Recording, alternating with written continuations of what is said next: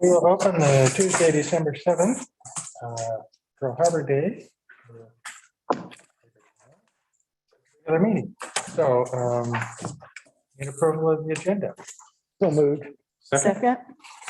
All in favor? Yep. Yes. Okay. First item is our consent agenda for the minutes as listed.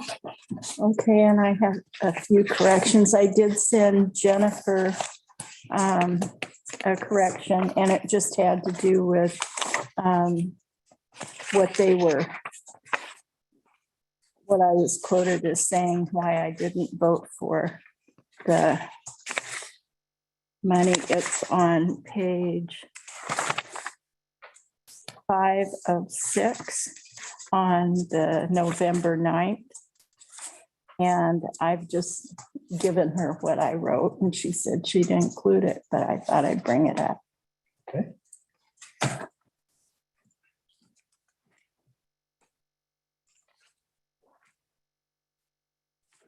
Anybody else?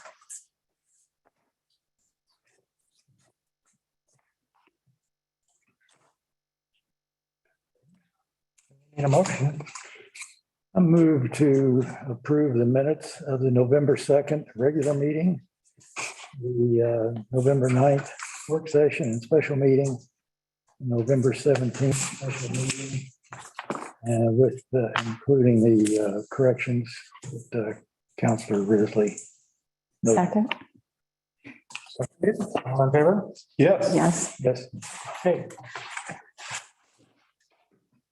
And we will go straight to our public comment. And we have, I have 4 names listed for wanting to speak. So we'll start with Lindsay. Steve.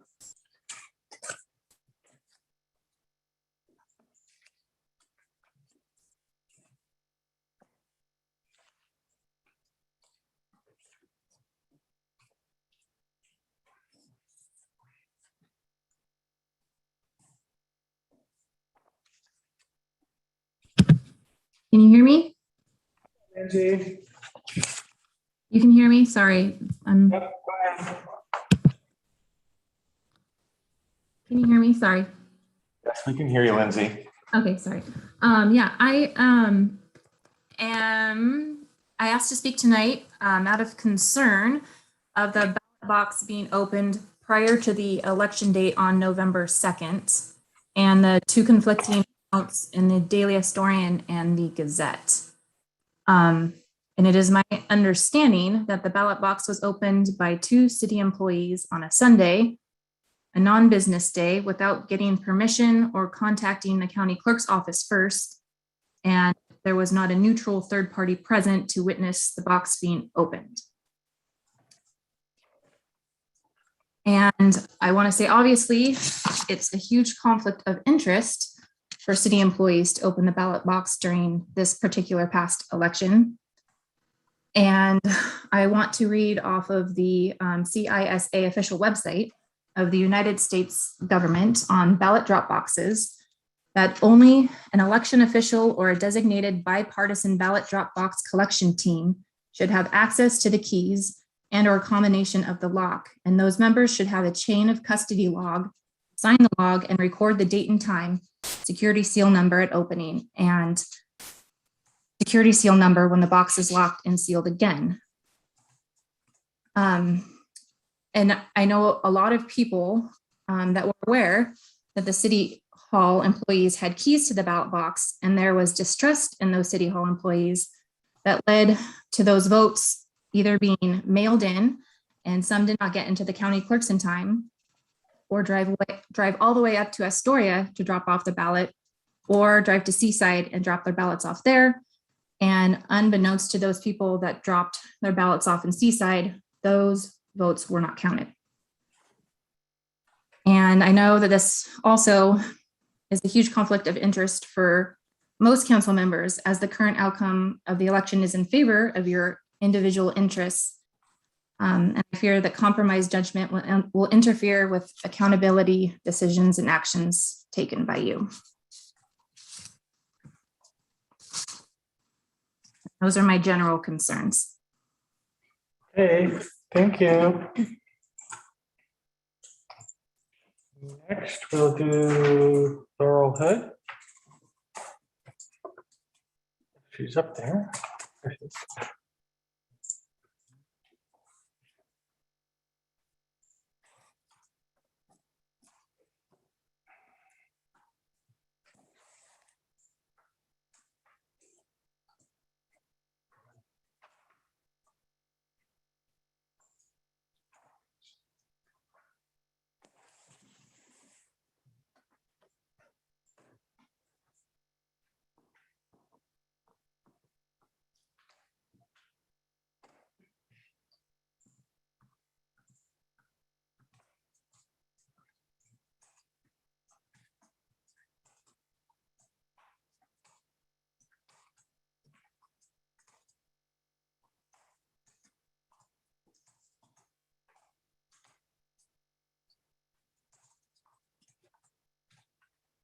Can you hear us, Laurel?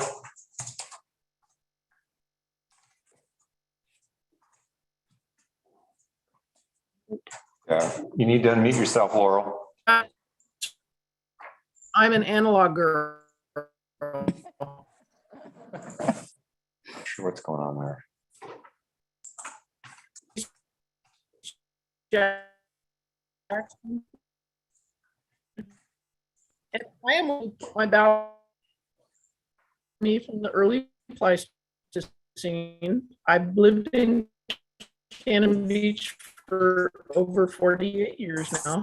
I did 4 years as a counselor and 4 years as man. You're I cutting out. learned Laurel, your connection's pretty bad. We can't hardly hear you. Okay, let me try it on my cell phone. Let me try it on the phone here. in a Well, we second. can hear you now. Very pretty reception today. So.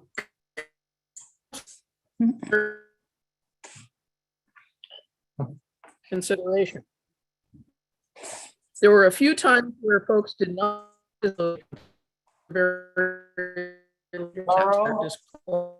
Laurel, I'm sorry, but we just cannot grasp what you're talking about with the connection so poor. Can she call in? She can call in. Call in for us Yeah. on your phone. Call the number. She was having problems with her phone earlier today too, so that's. Oh. Okay, I'm trying. Okay.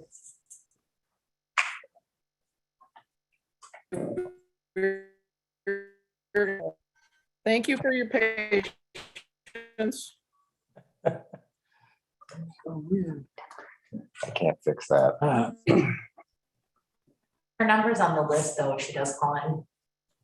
Or can you call her and put her on speaker? Like for myself, Well, like Rusty maybe, I don't know. she has the number if she wants to call in because I emailed it to her today. So she I'm can. calling you right now. I'm calling. Perfect. Yay. Give me a minute.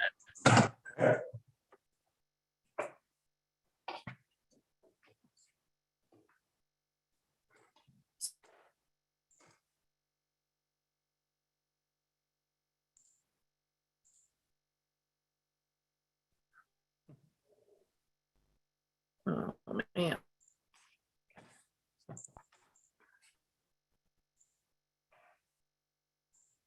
Let's see, I can probably call her next to the speaker.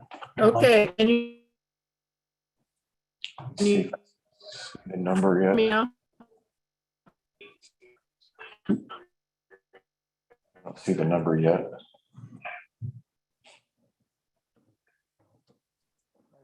Can you hear me now?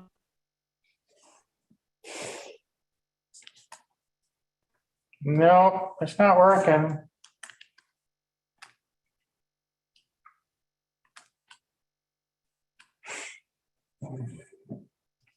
Can I try and call her, Bruce, on your phone?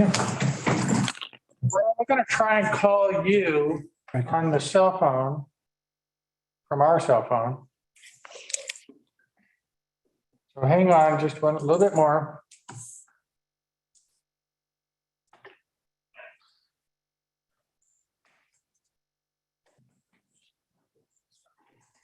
Right here, 503s.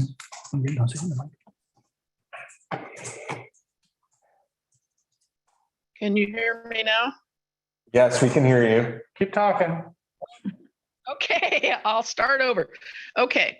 Much better. Are you there? Yep. Okay. I've lived in Cannon Beach for over 48 years now. I did 18 years of public service here, including 8 years on the Planning Commission, 7 as chair, 4 years as a counselor, and 4 years as mayor. I learned the importance of protocol and criteria for decision-making. Commissioners and counselors were required to declare any ex parte contacts that might influence their considerations. There were a few times where folks did not disclose their ex parte contacts, and they were later very embarrassed when those contacts were disclosed. Whether or not there have been any actual inappropriate contacts, influence, or conflict of interest does not matter. It is the appearance of such that breeds distrust, and that's where we are now. This is not a personal issue. It's about Oops. Whoop. Dropped off. Right at the key point too. Yeah, I want to know what it's about.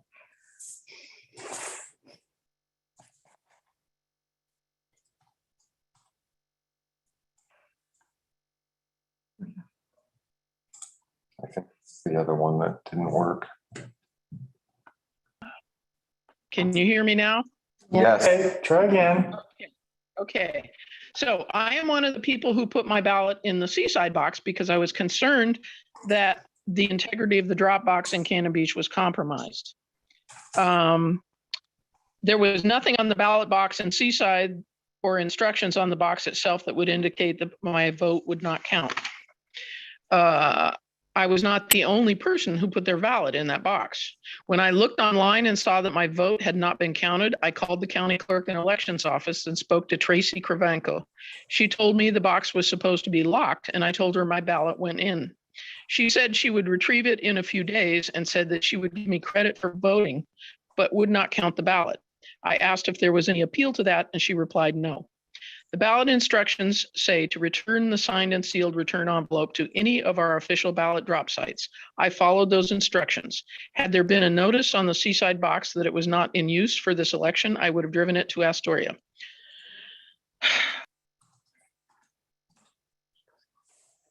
Her connection went offline again. Oh, I think it came back.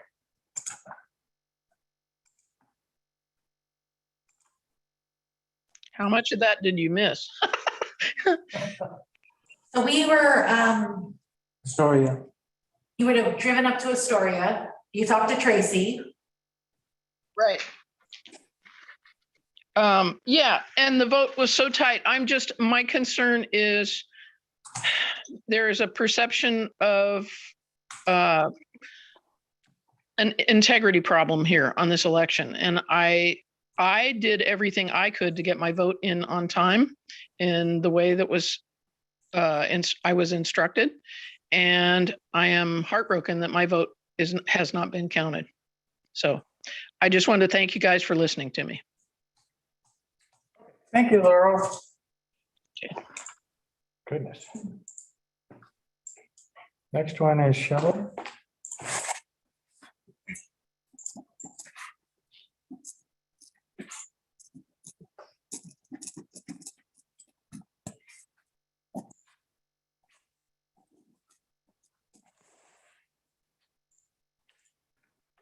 Can you hear me? Hello, go ahead.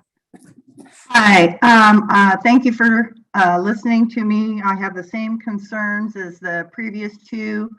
The integrity of this election was compromised in so many ways that I can't even say anything about it. It makes me angry that it's just considered not a big deal if someone opens the ballot box during an election. Or the fact that the ballot box was locked to begin with seems pretty interesting. I spoke personally with the county clerk today. She said that, there were 2 accounts in the newspapers about it, and they were conflicting. And when I spoke to the county clerk today, she gave me another story. So, and in her opinion, and I told her I was going to speak tonight about what we talked about, and she said it was okay. She said it never should have happened. And she was trying, I said, well, do they know? Do these people who opened the box know that they shouldn't have? And she said, well, they absolutely should have known. And they also know that she can be contacted 24/7. And according to the accounts in the newspapers, Bruce St. Dennis said that they had no way of reaching her, which she claims is not true. So I would like to hear the account from Bruce and Karen, who were the actual people who opened the box. I would like to hear on the record what actually did happen, since there are so many different accounts and the integrity of the election is called into question. Okay, thank you. Mr. Mayor, I am prepared to do that either now or as part of go to the order. Okay, good to the order. Thank you, Shelley. Shelley, I will talk about that at the go to the order at the end of the meeting. Dina Hammond. Right.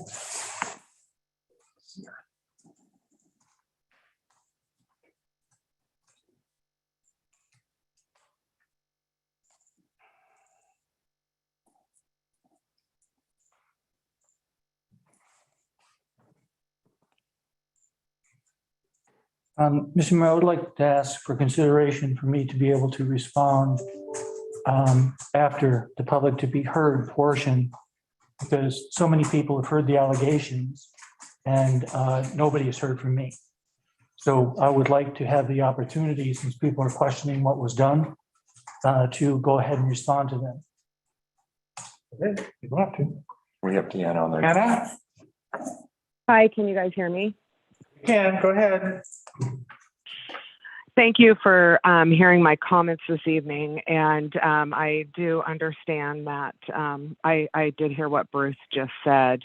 And I think it's very important for all of us. And I agree with the things that the three ladies before me have said. And I know that we're not the only ones who are feeling this way. The election was compromised. And we need to know who filed the complaint. Who made the decision to take action to open the ballot box on a Sunday? Why couldn't it have waited until Monday or until you were able to get in touch with the county clerk's office? Someone is culpable for this. And unfortunately, Bruce, I believe that lies on your shoulders. You know, was City Council advised of this? Does City Council have a report of absolutely everything from you, Dennis, Bruce, I'm sorry, that happened leading up to this? We've been dealing with this in our whole country, people talking about elections, and now here we are, a small town, votes weren't counted, and that may lie at a county level because they should have been allowed to put a ballot in Seaside or, you know, wherever there are ballot boxes, unless, of course, they're locked and they state as such. But someone is absolutely culpable for this. And for the council, I would like to say something very simple. And I think that all five of you are very intelligent individuals. And there's a saying that is, fool me once, shame on me. Fool me twice, shame on you. And I think that you guys the council really needs to think about how we're going to move forward with this in the future. Something clearly needs to be done about what has happened here now. But for future reference, something has to be very clear. So it will be interesting to hear what Bruce does have to say to answer to these questions, because ultimately it does lie on his shoulders. Thank you so much for hearing me. Thank you. Okay, that's everybody on the list. So I'll make a brief call for hands to be raised, but there's a number of them. I'm going to limit it. I don't see any, so track down a little bit. Work on Rusty so we can. Okay. I'll close the public hearing and Bruce can make his rebuttal, I guess. Get a comment. And it's not a rebuttal. It is what happened on that date. Sometime, and I forgot, because you all know, I did send you something within minutes, 1 hour when this happened. And I've been sending that out to the press, others. And I don't recall the date, but it seemed like it was around October 14th or something. I don't recall what date it was. But regardless, sometime after, I'm sorry, November, but sometime after November 2nd to another point, and I don't know when it was, the ballot box had not been unlocked. People could not vote from this ballot box. Karen received calls from people that said, I was not able to put my ballot in the top part, so I forced it in the side of the door to make sure that my ballot was in there. And Karen and I had this discussion. I was working on Sunday afternoon. Karen had come in to do something, and we talked about it because the weather was so bad. It was that weekend that it was just incredibly rainy, and we were going to continue to get rain. So we talked about, well, you know, and then Karen said, I have keys to the ballot box. I was given them by the supervisor of elections for Clatsop County to deal with situations because, or like when the ballot box was locked. And so both she and Jen Barrett, our recorder, signed oaths for the supervisor of elections. And I'm using that term. It might be it might be county clerk. I don't know. But in my mind, she's the supervisor of the county elections. And so they signed for that. So the situation that we were faced with is that, well, it's going to be raining like crazy. We know that. And we don't know if the ballot box is watertight because somebody apparently was able to put ballots in it. So it could not have been watertight. So we had no number to be able to contact the county or the state, or else we would have.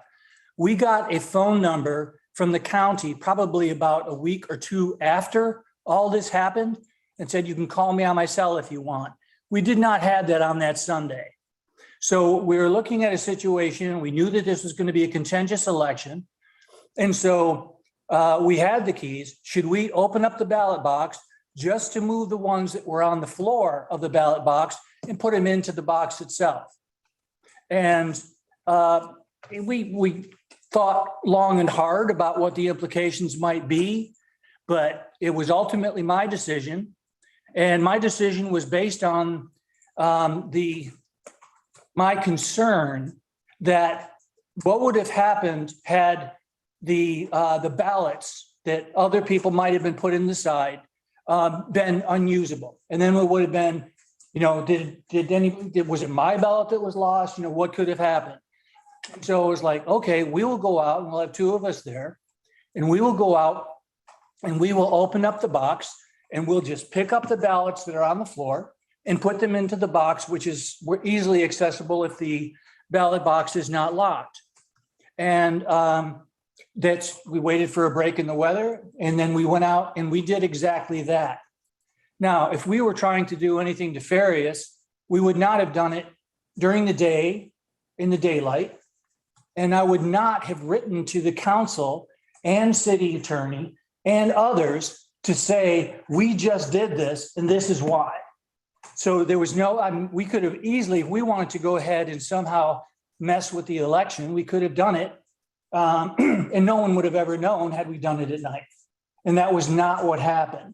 The concern was what happens if we lose or there's a bunch of ballots are damaged and it's a close election. We had been given the keys, Karen had signed the oath, and I made the decision that we will go out to preserve those ballots. And we did that, we closed it up, and then I notified you. We ultimately notified the Secretary of State and had conversation with Tracy, is it?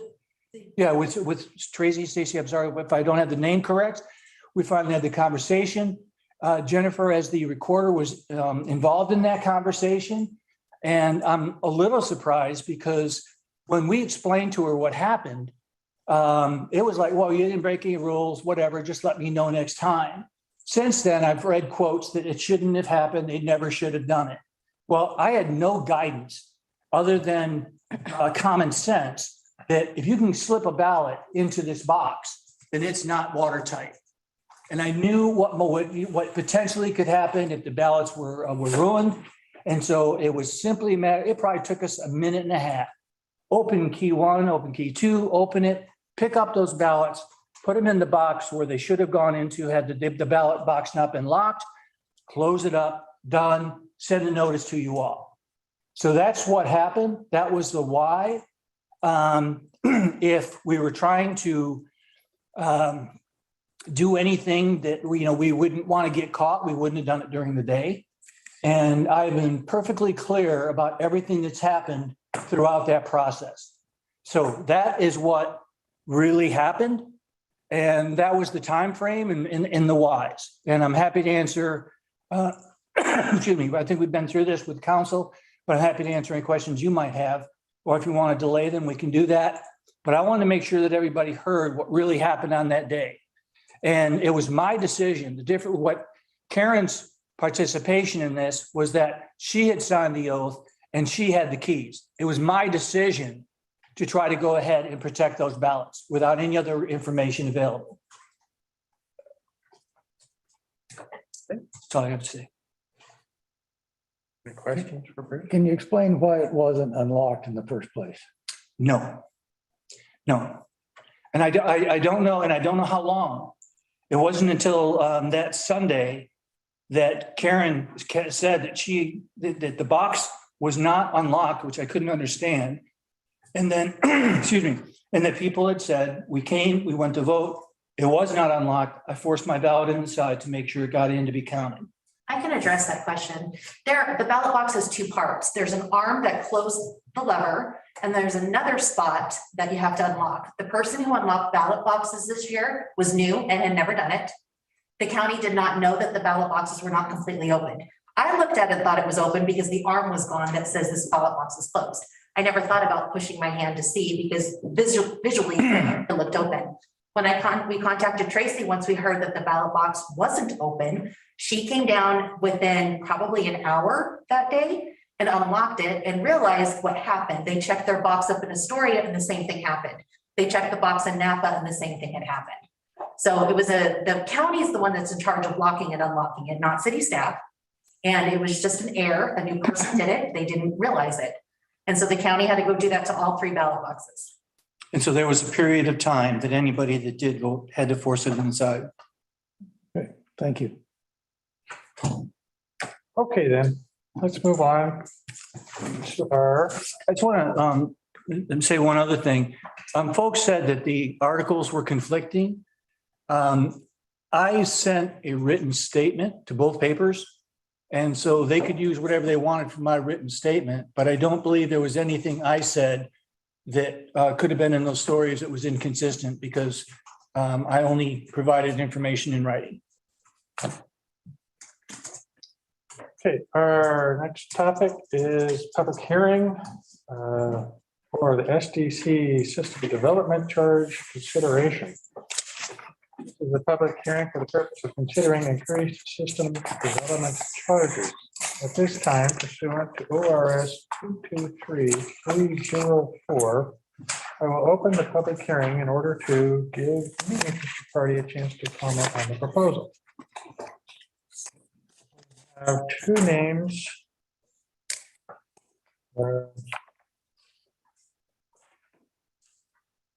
Signed up to speak, Doug Gabbard is the promoter, or presenter, He's not the promoter, he's the presenter. presenter.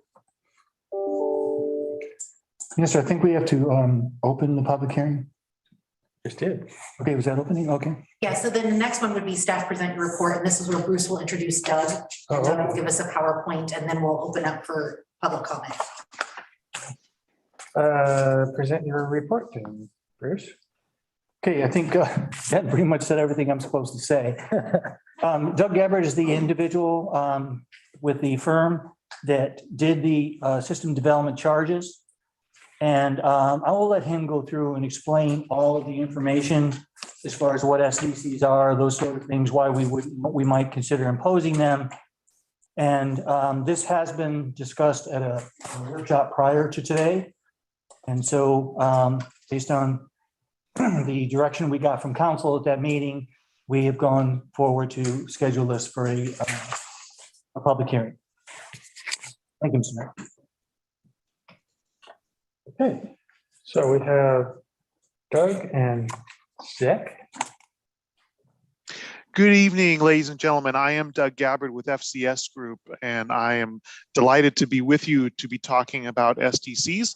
I am joined by my analyst, Zach Hazel, and you'll be hearing from both of us. If you experience deja vu during this presentation, it's because a lot of the content that you're going to hear was previously communicated 2 months ago, but I do have a little something new for you that you don't even have in your packets yet, because I wanted to give you a little gift. So I'm just going to hold you into suspense for that. But for now, let's begin to talk about SDCs. Our goal here is to talk through some background and remind folks and the larger audience about what SDCs are all about. We will step through the calculations at a very high level, starting with water and moving through to parks. If you have questions, you may have noticed that the slide deck, there is a slide that says, thank you, any questions? And then there's more slides after that. The detailed tables in the second half of the printed slide deck are backup slides, so they won't be used in the body of the presentation unless there are specific questions that take us there. And after that, we'll talk about comparisons, a comparison table that you have seen before and one you haven't. So let's talk about the background. SDCs are one-time charges. They are not ongoing rates. Nobody gets a monthly bill for SDCs. They are paid at the time of development, which can include redevelopment in cases where land uses are intensifying. According to state law, SDCs are available only for water, wastewater, stormwater, transportation, and parks. Different states have different rules, and those are the rules for Oregon. SDCs are for capital only, both in their calculation and how they can be spent. So don't plan on running any of your operating budget with SDCs. They are mainly to get things built. SDCs can include both existing and future cost components. When most people think about SDCs, they usually think about the part of the SDC that's based on a project list, and that's kind of the most common part, but there's also a part that is based upon existing assets, and we'll talk more about that. And finally, SDCs are for system facilities, not local facilities. We're not looking to use SDCs to fund something that benefits only a few abutting properties. These are SDCs represent a share of a total system. Well, one of the reasons why you hire a consultant to help you with SDCs is because putting together SDCs is very much constrained by law, and ORS Chapter 223 is where that law is for Oregon. We're very familiar with that law, and we are going to keep you on the right side of it. So as we transition from law into math, this is kind of a schematic of the two layers of the SDC. The first one we call a reimbursement fee. That is the eligible value of capacity in existing facilities. So if you have existing assets for which we can document that there is capacity that is available to future users, you can ask future users to buy into that capacity. The second layer is the improvement fee. This is the part that we normally think about with SDCs. We look at your project list, we determine the eligible cost of those planned projects. In other words, the portion of the project that can be allocated defensibly to future users. And both of those cost bases get divided by the growth in the system demand.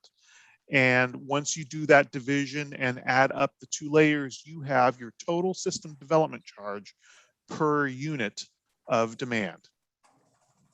So our journey begins with your current SDCs, and this is our understanding of your current SDCs, totaling $4,253 for a single family residence. We'll come back a couple of times.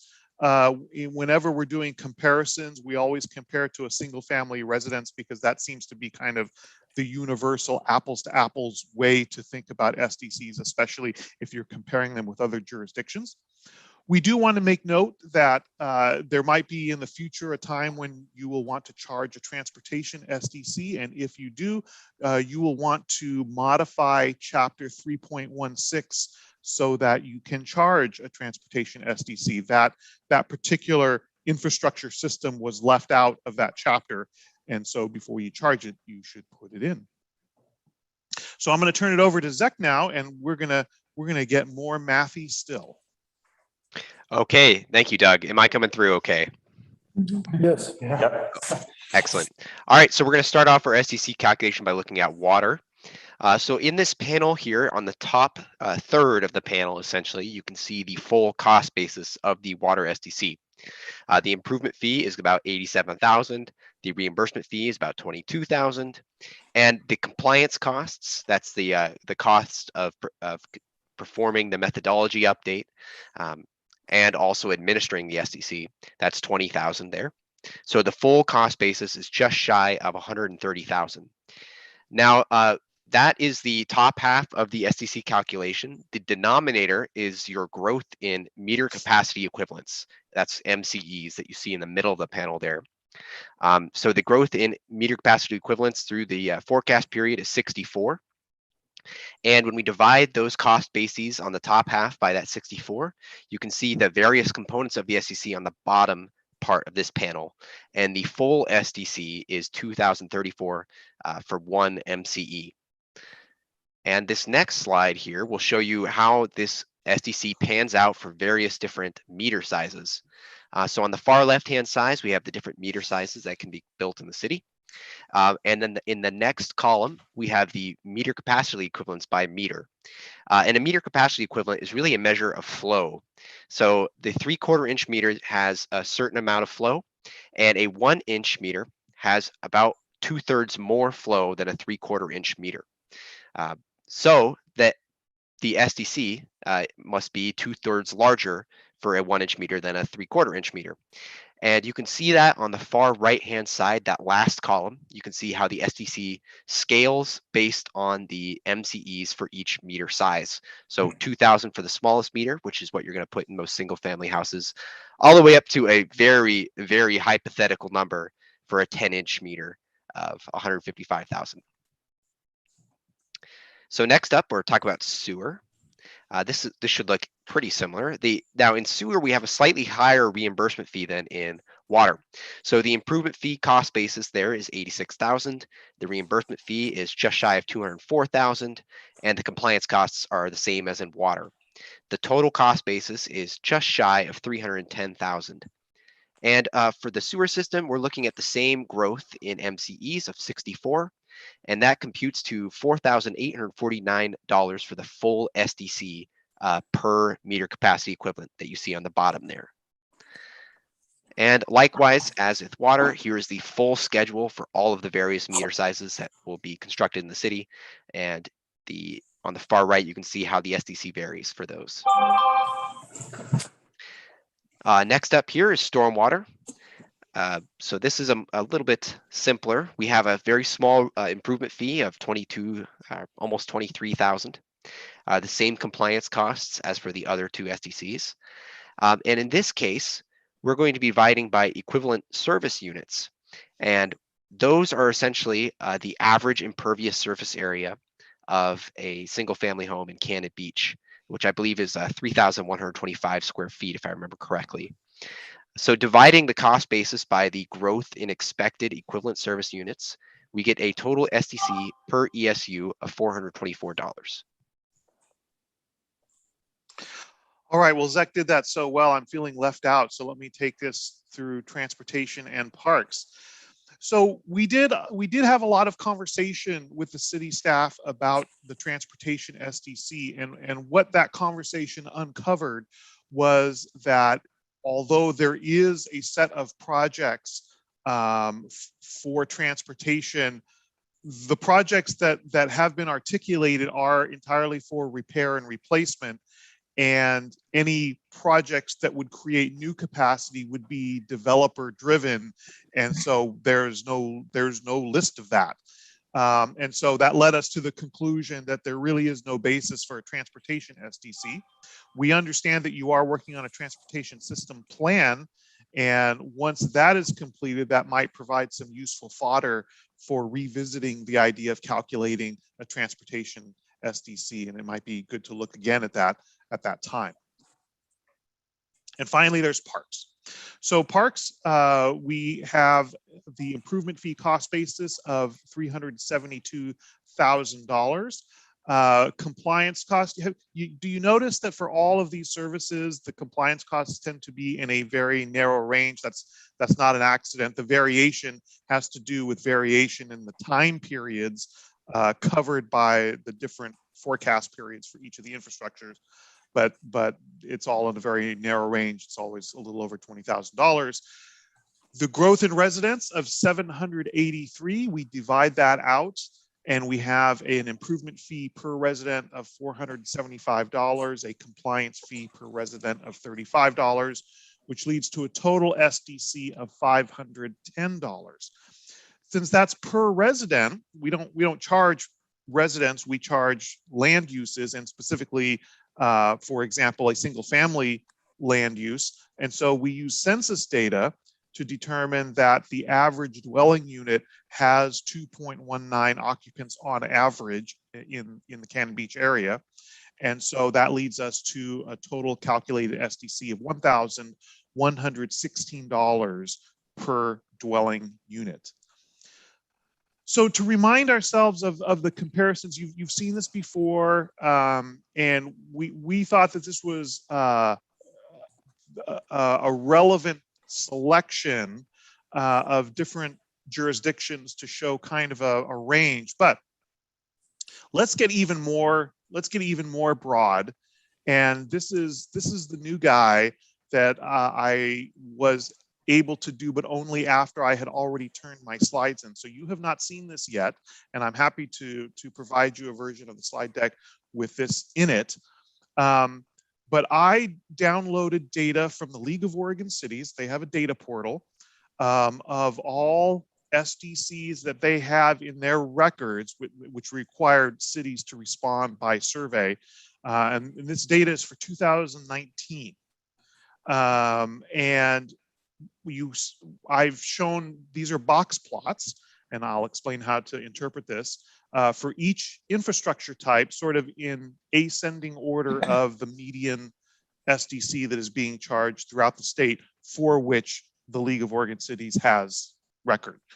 So a box plot describes 5 data points. So for example, let's look in the middle here, just for fun, transportation.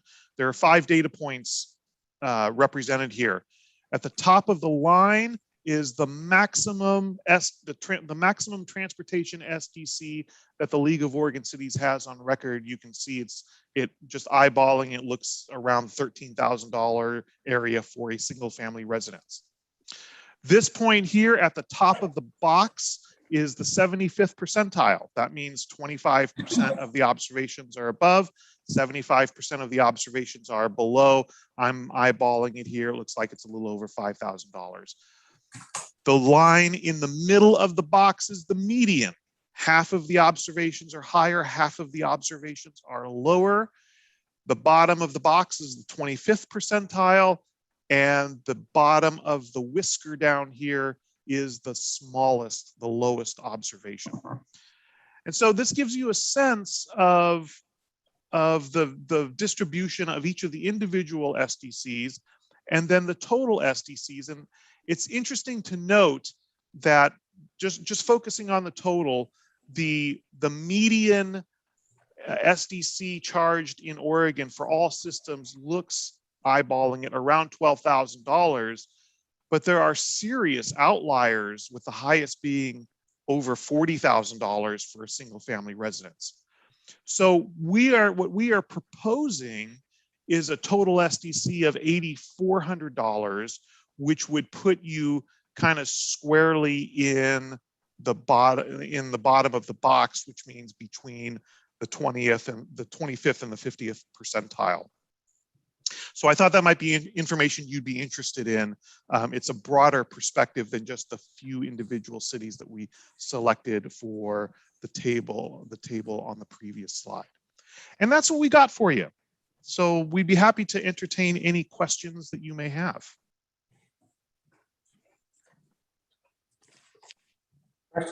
Where did you get the 3,125 square feet as an average for the house?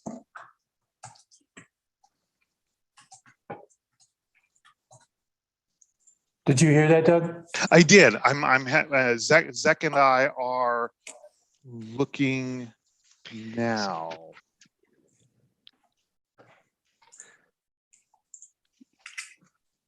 All right, I think I have the answer, Doug. Okay.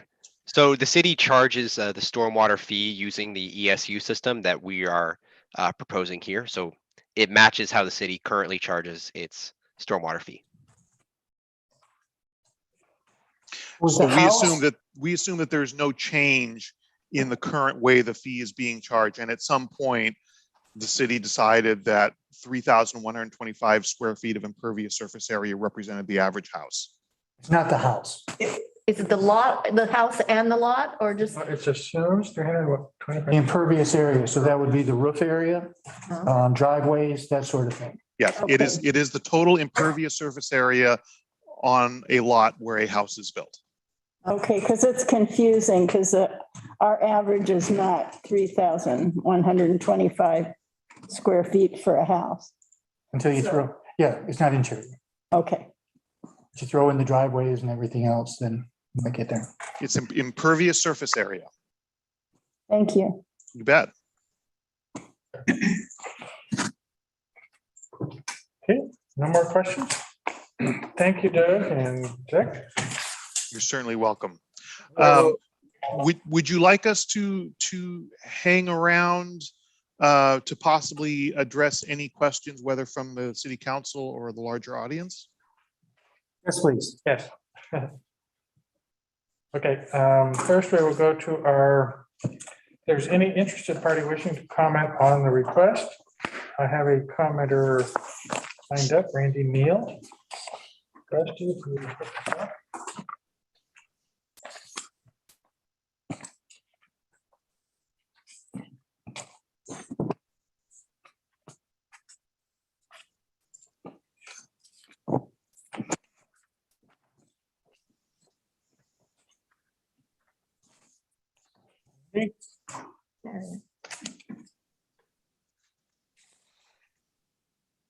We see you. You ready? Yep, go ahead. My name's Randy Neal, P.O. Box 1092, Cannon Beach 97110. I'm sort of a chief financial officer by trade. I was watching the Zoom discussion of the October SDC presentation. And, I watched the counselors sort of zero in on the fact that the unit assumptions for, water MCUs or ECUs, basically the residential connections were very low at a range of 64, which is basically being driven by a population assumption that was included in the 2015 master plans. And then the counselors were questioning the population growth that was assumed in the Parks SDC, which was very high, because that was assuming like a 30% increase in population over the master plan. And I found the whole discussion around the growth assumptions and the use of the word consistency sort of interesting. So once it got published, I sort of went back and just to look at it to see what was going on. And then I found a couple more interesting findings within. I brought some of these to the Coffee with the Counselor with Nancy and Robin, and hoping somebody might look into them a little bit further. Nancy asked me to provide a write-up so the consultants and the staff could review it and respond.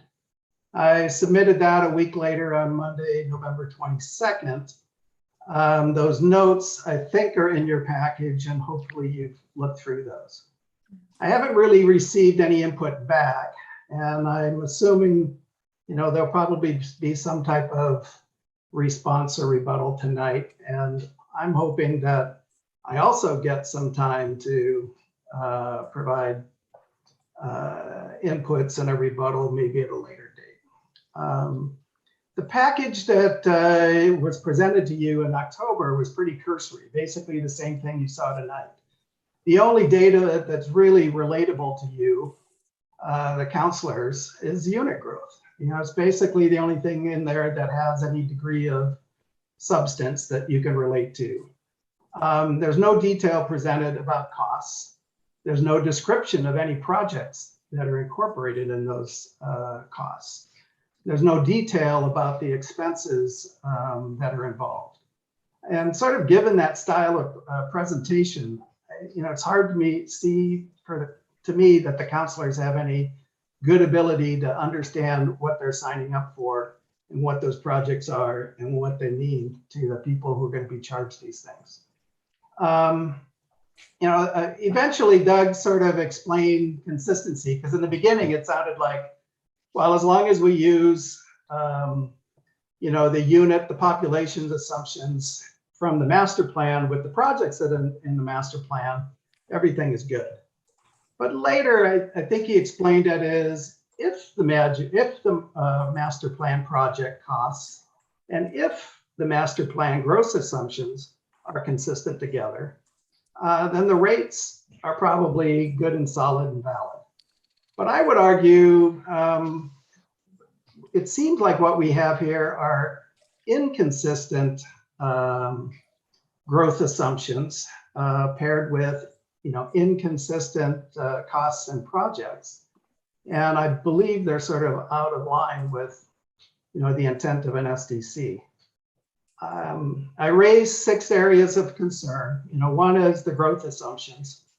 It's clear that MCU, ECU to me is 2 to 4 times higher than what was assumed in that master plan.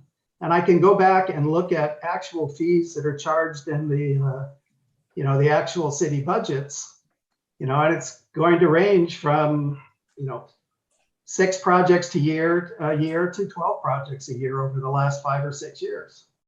But this particular analysis assumes that we'll only be doing projects in the range of 3 or 4 a year. That gets us to that sort of 64 kind of number. And it's clear that parks and population is not going to be growing at 30%. And neither one of these plans were done that long ago. The master plan for one is in 2015, the parks master plan is 2017. And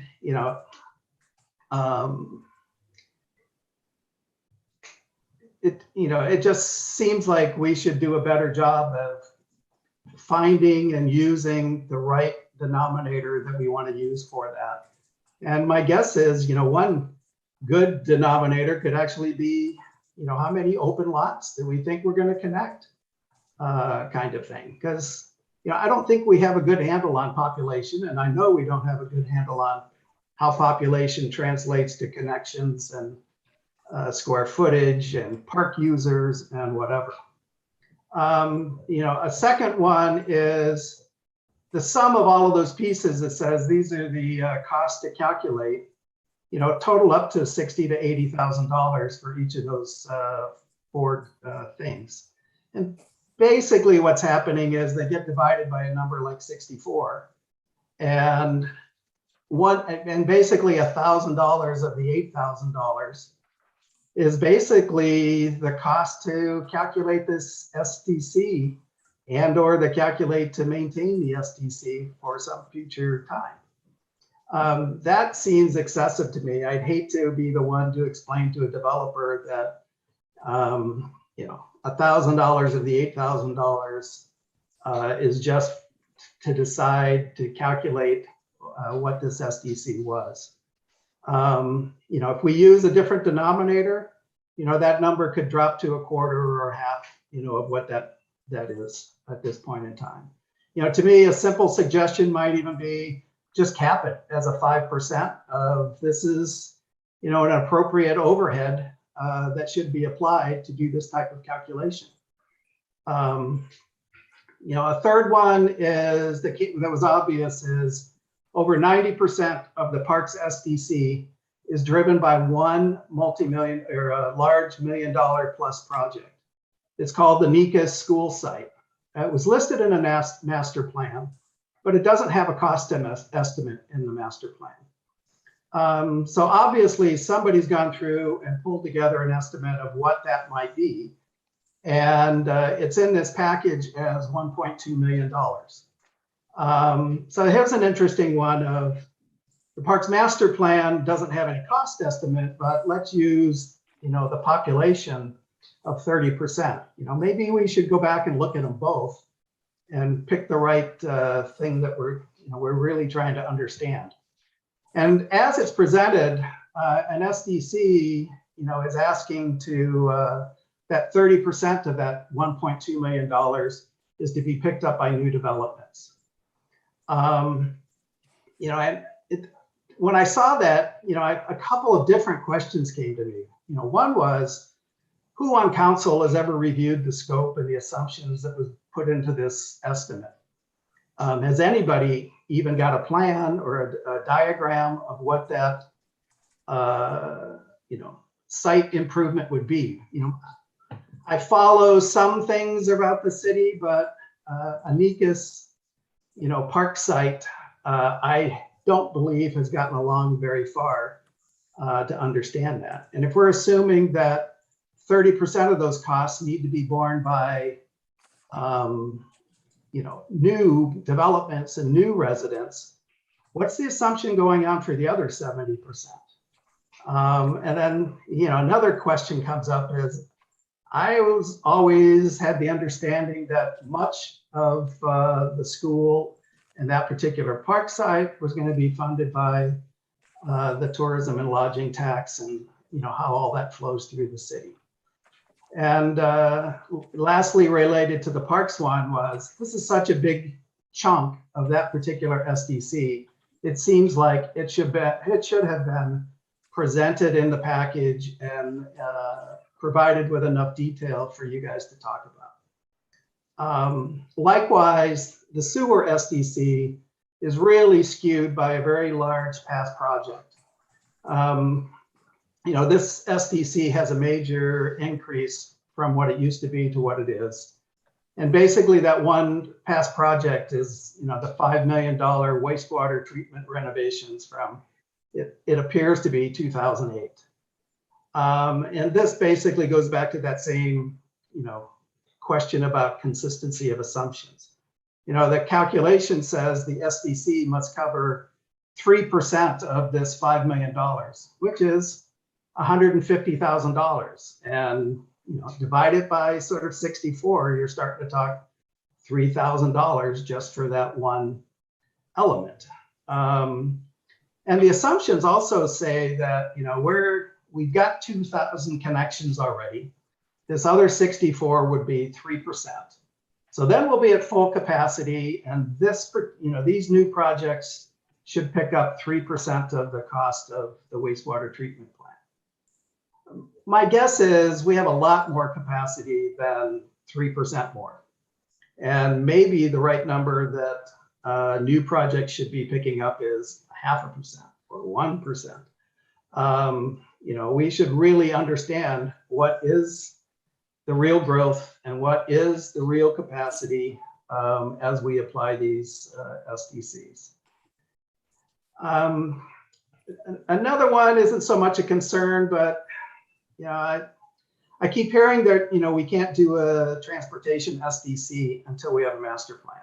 I understand that. I fully expect that 99% of whatever effort we're putting into a transportation plan is to get a quality transportation plan and not to do just enough to provide the information to, you know, to justify a new fee.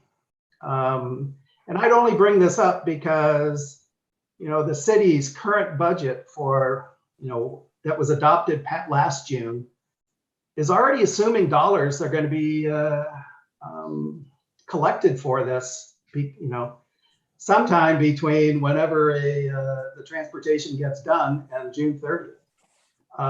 So, you know, I would really like to make sure that we all feel good about a transportation plan and we're not just doing it so we can start charging new developments for it. You know, the comparisons that were included in the first package were really inappropriate. You know, the cities that were listed there are way outside the scheme, you know, the size of Cannon Beach. You know, that particular survey of Oregon cities makes it a point that says SDCs basically follow the size of cities. So those largest spikes that you saw in this, you know, new chart, you know, that's Portland, that's Salem, that's Eugene.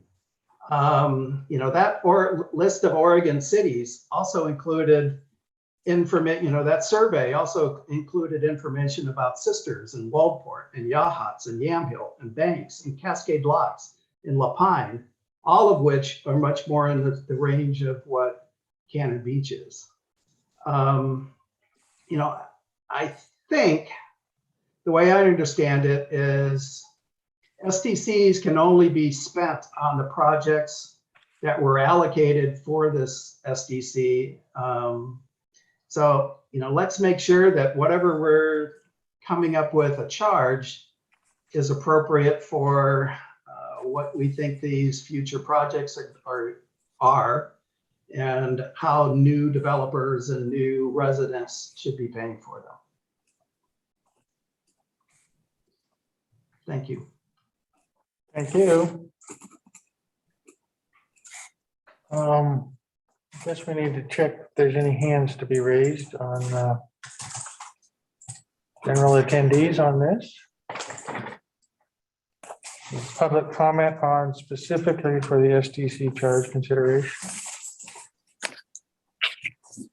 I'm not seeing any, so we'll move on. If there's any no further discussion, I will close the public hearing at this time and move for consideration. Is there any further comments from staff or our presenters? Mr. Mayor, I would ask if the presenters have any comments. I mean, it's the first time they're hearing the comments from the gentleman, but just see if they have any comments right now. So I'll respond to a couple of things very, very generally. The most important, which I usually make this part of my speech every time I talk about SDCs, and I did not this time, and so I appreciate the chance to do it. Everything that we calculate for SDCs is a ceiling. So not everyone knows that. So that's why I make a point to say it. Everything that we calculate is what you should not go over. And that includes the totals, but also the individual components of the SDC. So for example, there was specific conversation tonight about the compliance fee layer of each of the SDCs. And if we believe that they are defensible, they represent compliance costs over a several year forecast period. And so we think that they are defensible. However, if you find one or all or some of them just unconscionably high relative to the rest of the SDC, you are at liberty to charge less. If you want to make it a fixed percentage, I would say just make sure that when you apply that percentage, make sure that none of the individual compliance costs is higher than what we calculated. So you don't want any of the individual ones to be higher than what we calculated, but lower is always fine. And that goes for the bulk of the SDC as well. You are free to charge anything up to what is calculated and what is found to be defensible. You don't need a reason, you don't need a rationale. You just decide. So that's the good news. And I'm sorry that I didn't point that out earlier, but I always try to hammer that home because the city council has total control. I recommend that you don't go higher in any of them. That'll keep you out of trouble. But lower is always fine.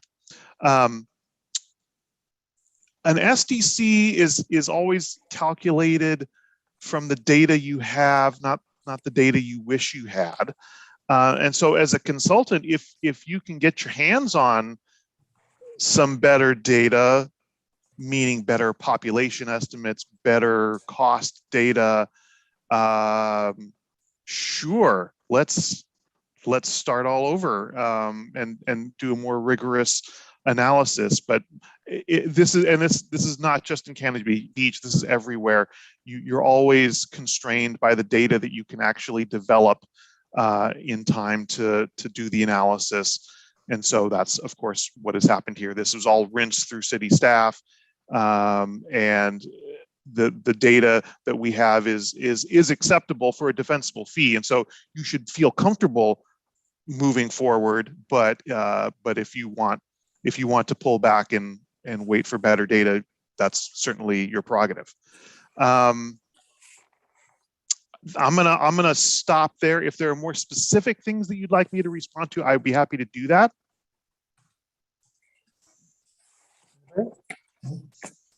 I do appreciate Randy's input, and I would like more specific data too. And we need help with this.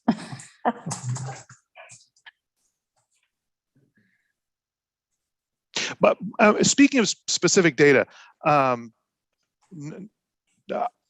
just want reference was made to the previous presentation and the current presentation. I just want to make sure everyone knows that there is an actual narrative report out there, and I hope everyone who is interested in the subject has read it, because what you're getting in presentation form is a summary of what is in detail in the report. I think that's where I became confused when I read the packet, because all I saw was the PowerPoint.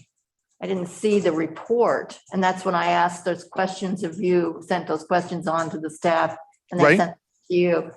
And I frankly would like to delay this a little bit just so I can read the report, because I wasn't able to read the report when I finally realized we might actually have a report. So I'd like to. Well, we're not actually voting on this tonight. This is the public hearing, so we could get some feedback and some back and forth, and we'll take it to next Tuesday, for work session again, and we can start detailing stuff. And if we can get to the report between them, that'd be great. Yeah, that would be fine. Yeah, I was a little disappointed that it wasn't really called out in the packet. It wasn't until Jennifer made a note and said, attachment B is a report, and attachment B is in like 2-point type. And so I would have liked to probably had that called out to me a little bit more prominently, because there was an actual report to back up the data.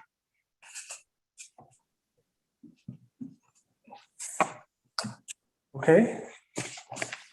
For the questions or presenters, Bruce, do you have any final things? Let me do what I think you're asking. That we move forward this to the December 14th meeting, which is to discuss various items of it.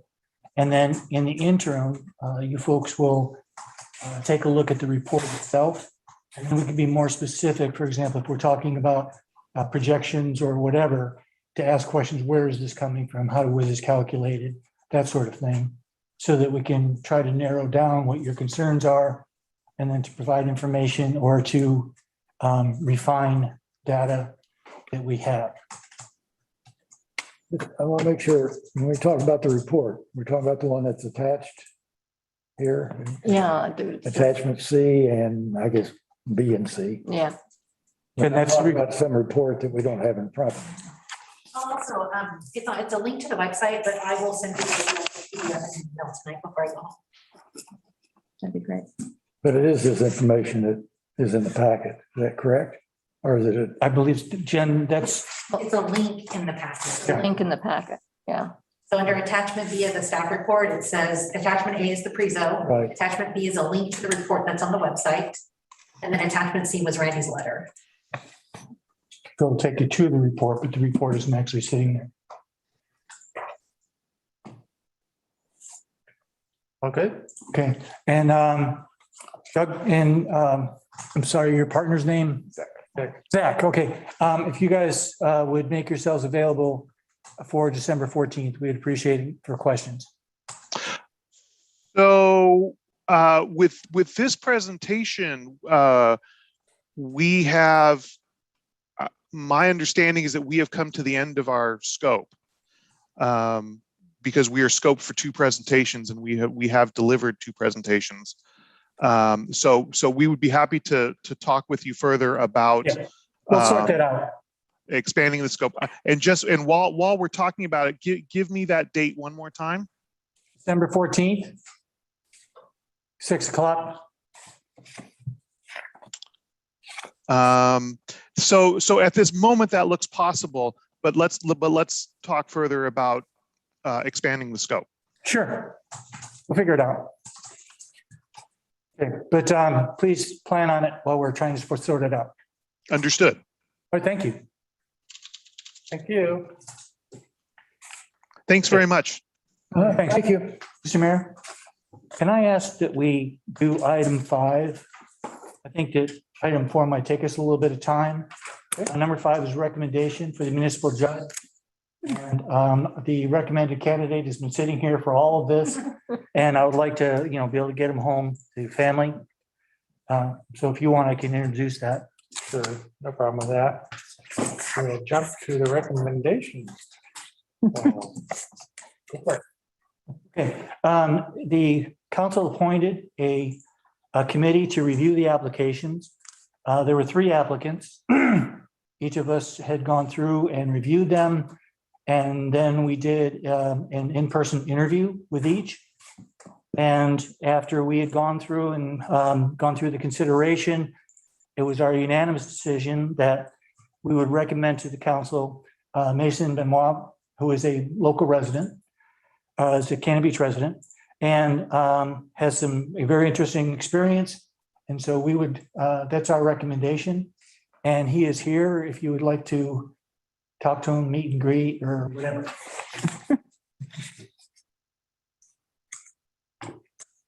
Brandon. Yes, I just need to declare, I've spoken with Ashley and also the Oregon State Ethics Commission. I'm a former client of Mr. Benoit's and quite likely a future candidate, and I'd just like to recuse myself from this vote. Thank you.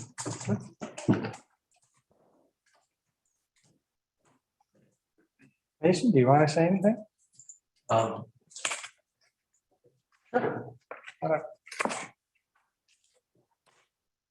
I just wanted to say to the council, thank you for the honor of serving in this position. I hope to be around for a long time and serving in this role. And thanks again. Thanks, Mason. With that, I guess we need an appropriate motion.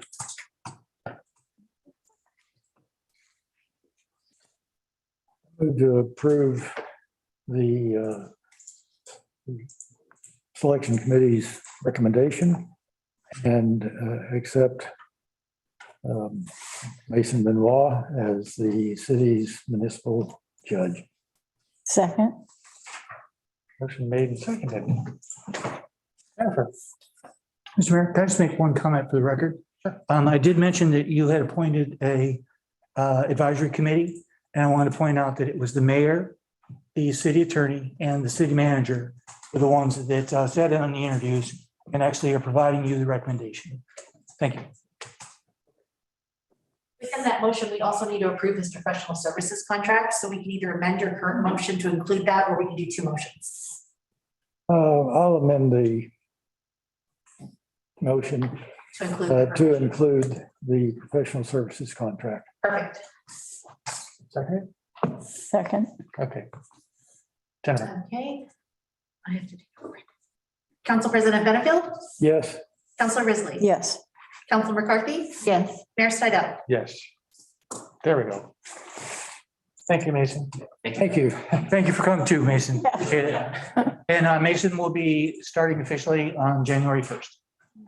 Thank you, guys. Okay, Thanks. Now we'll bump ourselves back up to number 4, consideration of a for the purpose of vacating portions of Pine and Alder Street, Sea Over Rock Beach. Could I make one comment? This is something that we heard from the coffee with the counselors, and that is anytime that we make a noise on the dais here, it really projects to the people in the Zoom presentation, so they hear all of the paper shuffling and all the cups being put on. So I'd just like to remind us to try to keep it as quiet as possible for them. Number 3, just ordinance. Jeff, you ready? Yeah, this is item 3. Yeah. Okay. And I'm sorry I threw us off. That's all right. Hear me out. Item 3 needs to be done, then 4. Thank I you. always forget that the public comment is an actual item. Yeah. So, yeah, this is a Clatsop County seeking a vacation of proportions of the plat and unimproved Pine and Alder Streets. Right away in the Seal Rock Beach subdivision, affecting all of Alder Street lying northerly of the easterly extension of the south line of lot 11, block 10, in the town plat of Seal Rock Beach, book 0, page 77, Clatsop County Town Plat Records. As we brought before you earlier, the plat and showed you where that location is. We've run into some issues, like we said earlier, where this right-of-way area is laying out on a beach area. It will never be used by us or anyone else for roadway that we know of. And so we're wanting to vacate this to allow state parks to be able to take control of this and manage this much better than Clatsop County can do that at this point. And so we came before City Council, received Planning Commission's recommendation on October 12th, and held a duly public hearing on November 2nd. At the regular meeting, they approved it. And so now it's before you guys, and you've asked us to bring back the ordinance. We've drafted that ordinance and it's in your packets. Do you guys have any questions? Okay, no questions, and we need to make a motion. This is one of those where we do the 2 readings if we need to. Move to approve the first reading of ordinance number 21-07. Seconded. Okay, read by title only. Ordinance 2107 for the purpose of vacating portions of Pine and Alder Street, Seal Rock Beach within the city of Cannon Beach, Clatsop County, Oregon. Any discussion? Jennifer? Councilor Risley? Yes. Councilor Ogilvie? Yes. Councilor McCarthy? Yes. Council President Benefield? Yes. Mayor Stidel? Yes. Okay, we need another motion to second reading and adoption. Move to approve the second reading of adopt ordinance number 2107. I second it. Ordinance 2107 for the purpose of vacating portions of Pine and Alder Streets, Seal Rock Beach within the city of Cannon Beach, Clatsop County, Oregon. Any discussion? Jennifer? Counselor Ogilvy, Yes. Counselor McCarthy, Yes. Council President Benefield, Yes. Counselor Risley, Yes. Mayor Stidham. Yes. Ordinance 2107 has been adopted and will become effective 30 days from today. Thank you, Jeff. Thank you. Thanks, Jeff. Now we have committee appointments. I get confused because we've got a bunch of them. We will start with our design review board. We have one position to fill, 4-year term. We have one applicant. Ask the council what they wish to do.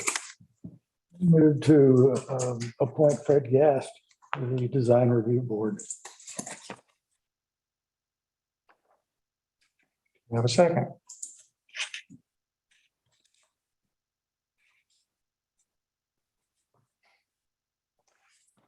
I'm not hearing a second, so for lack of second, shall we consider waiting and seeing if we get some more applications? That's fine with me. Yes. Yes. Okay, we're gonna wait on this one for a while, see if we can find some more applications. Farmers Market Committee, we have one vacancy, 4-year term. We have 2 folks, hang on. Claire Landrum and, oh wait, Mayung Kang Neki? Nikki. Right. So we will do a roll call vote and you will. How do we do that? Name the person you vote for. Okay. So, and then we'll appoint them with a motion. So Jennifer, you want to do your roll call? Okay, Counselor McCarthy, Claire Landrum. Council President Benefield, Claire Landrum. Counselor Risley, Claire Landrum. Counselor Ogilvy, Claire Landrum. Mayor Stidham. Claire Landry. Good. That was unanimous, so let's need a motion to appoint Claire. I move to appoint Claire Landrum to the Farmers Market Committee. Seconded. Seconded. Jennifer? We'll do a roll call on that too. Council President Benefield, Yes. Counselor Risley, Yes. Counselor Ogilvy, Yes. Counselor McCarthy, Yes, and I'd like to add that my young is welcome to apply any other time for farmers market. She'd be just as excellent as Claire. I've worked with both of them. and Mayor Stidham. Yes. Very good. Thank you, Claire. And next we have a reappointment, Daryl Christians.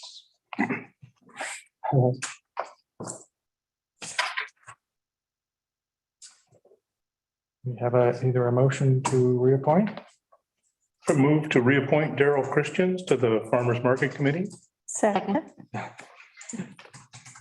Okay. Jennifer? Counselor Risley, Yes. Counselor Ogilvy, Yes. Counselor McCarthy, Yes. Council President Benefield, Yes. Mayor Stidham. Yes. Good. Thank you, Daryl.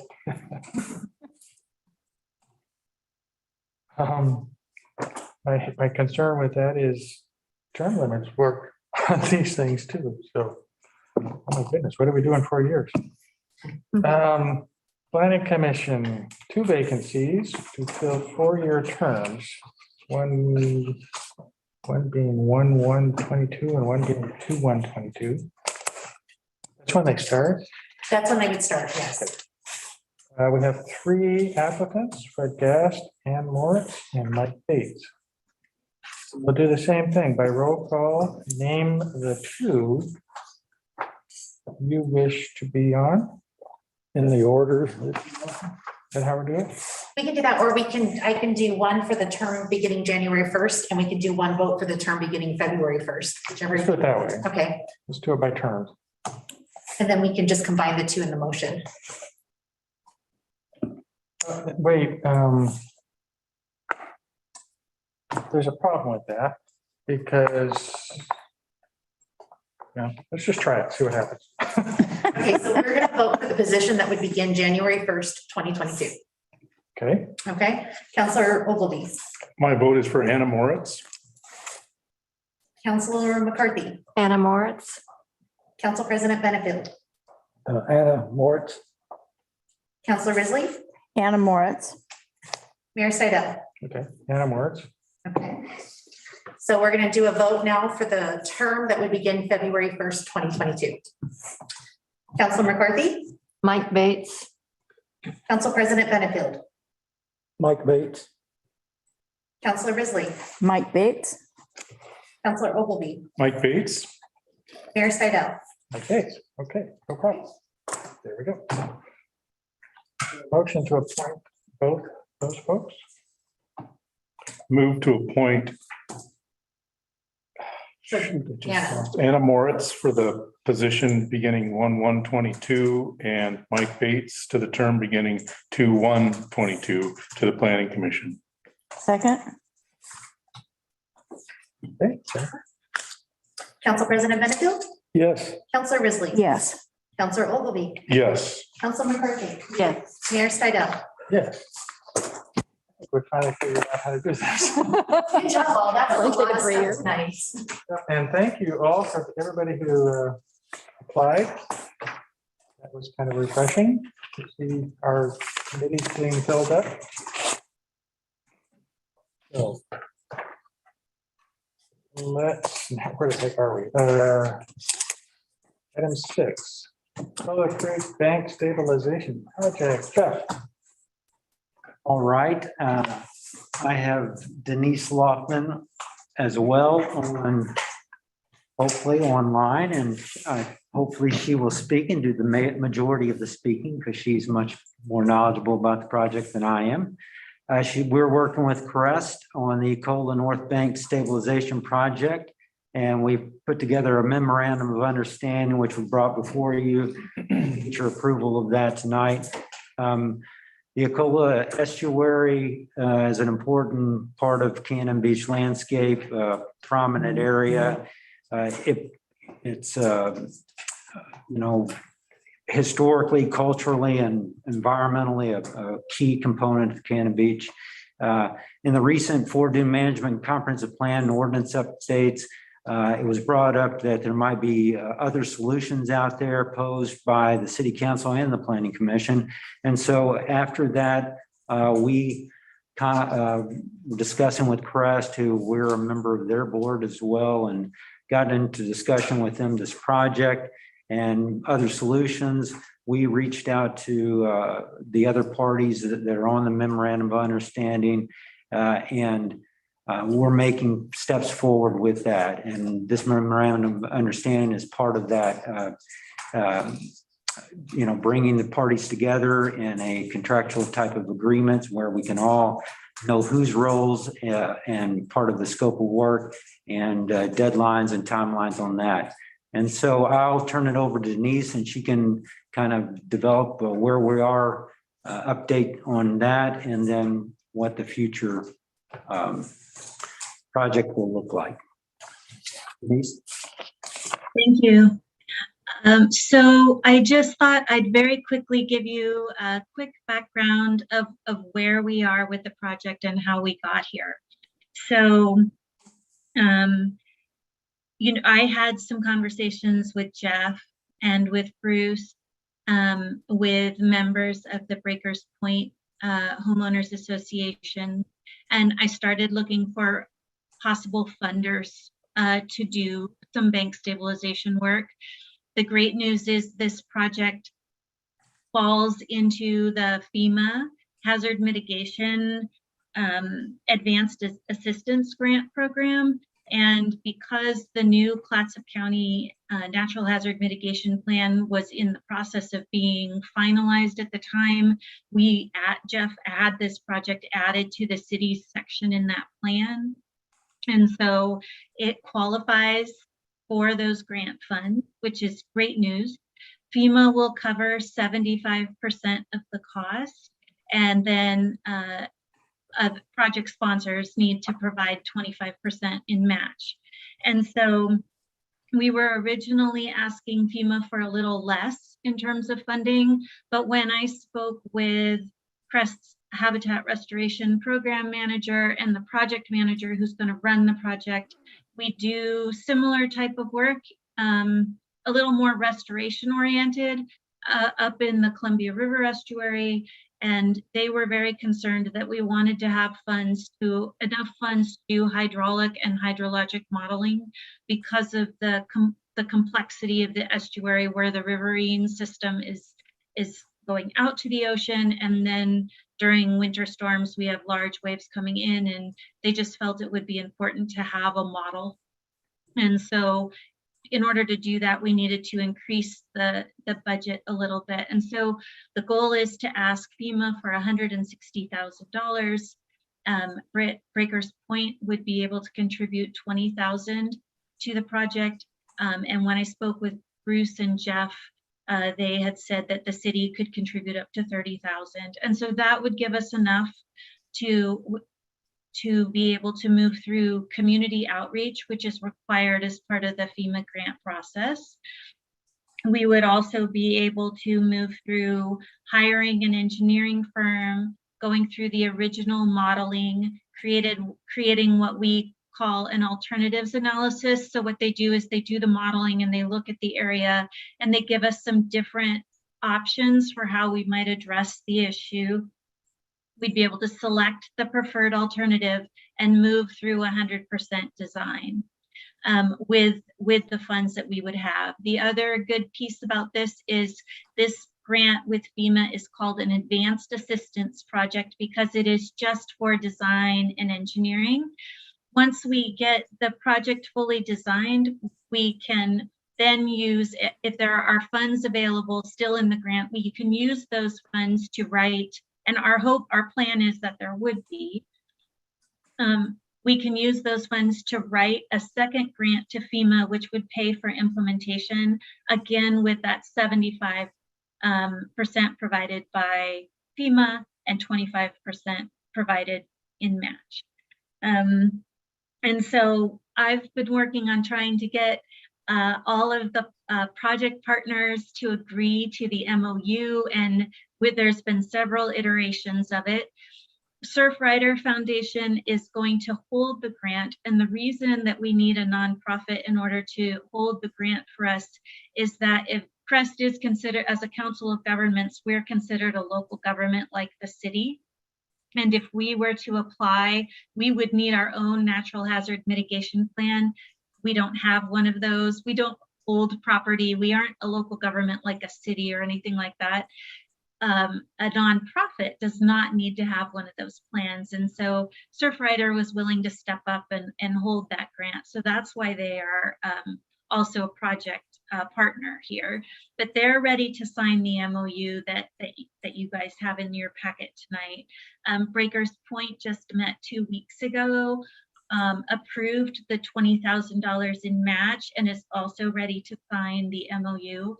Crest is ready to sign the MOU. So we're coming before you tonight to have you take a final look at the MOU, make sure you're comfortable with it, and hopefully get agreement to sign it, because the Office of Emergency Management for the state of Oregon, which is where these FEMA grants flow through, had said that it would be very helpful for the grant application when it's reviewed at FEMA to have a signed MOU that already shows that all of the project partners are fully into the project, are willing to sign an MOU and say, yes, we're committed to doing this work together.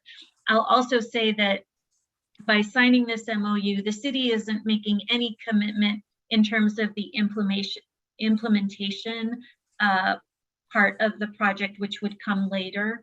And so those conversations around what the project will end up costing and how we'll find match will be questions that we'll have to answer later on in the process. Yes, Chris. Mr. Mayor,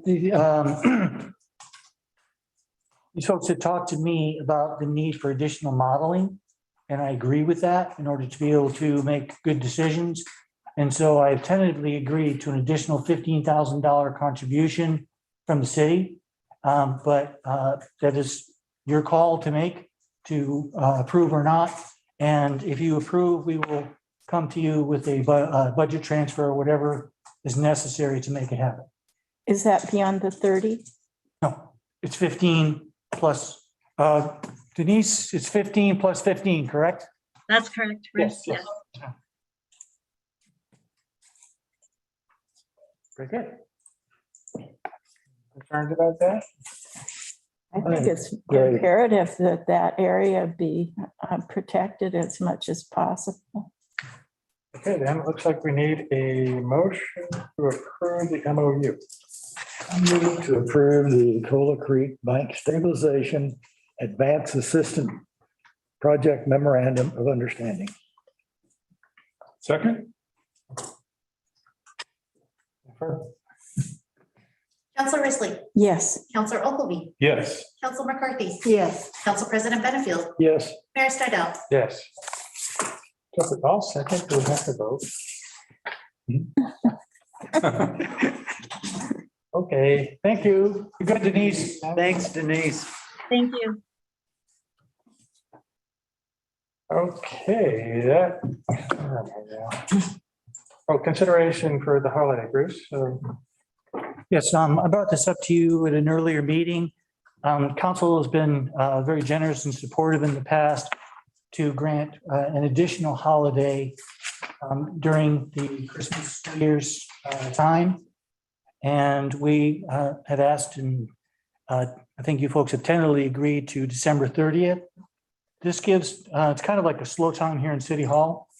And it gives people the ability to have 2 4-day weekends, or to have, extended period of time using, minimal amount of vacation.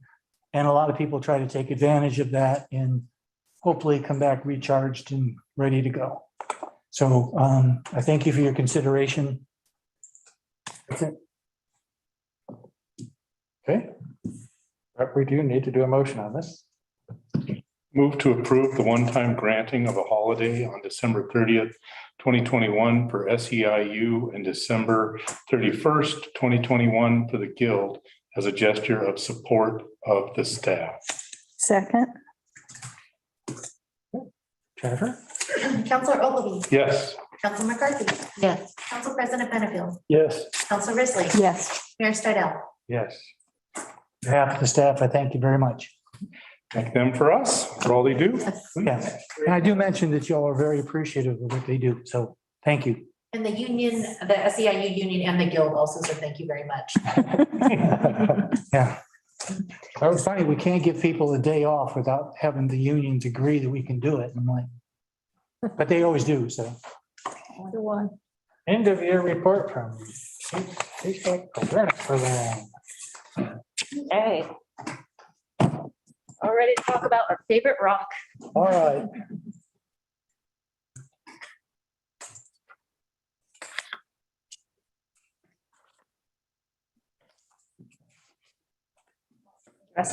Okay, so this is my second season with ATRAP now.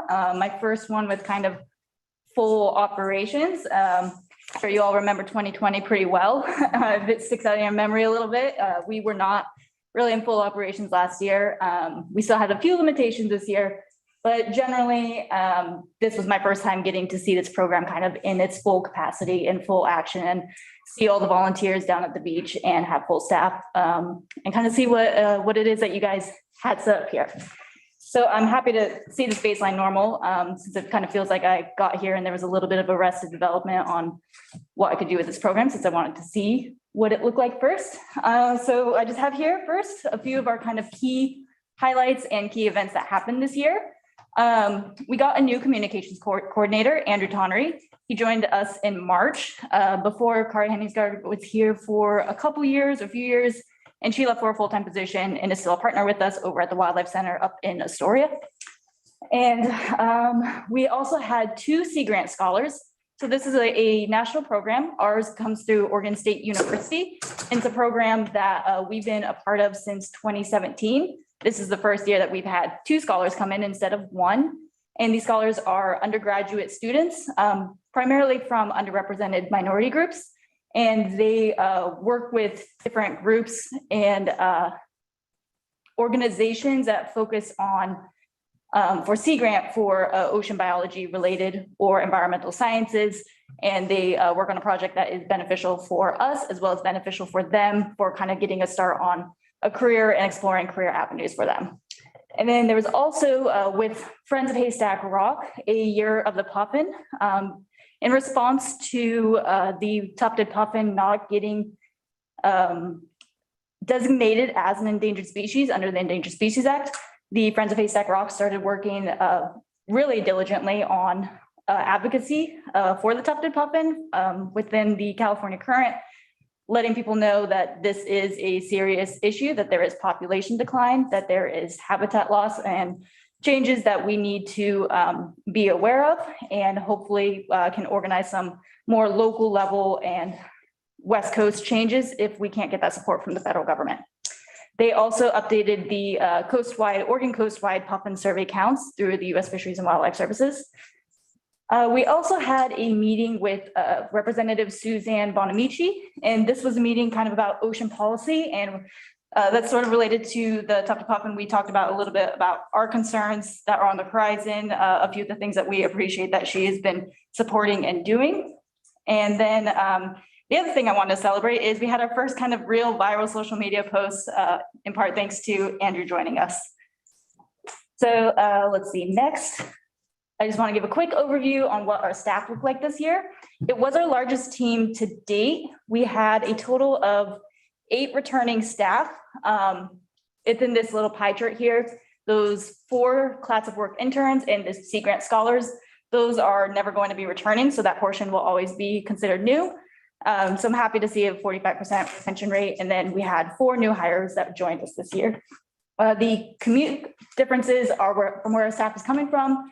Farthest south is down in Rockaway Beach. Farthest north is Astoria.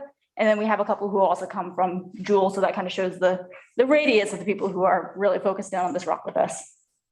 Okay. And then for the volunteers, we have actually a fairly good amount of retention with them. 64% of our adult volunteers were returning from previous years.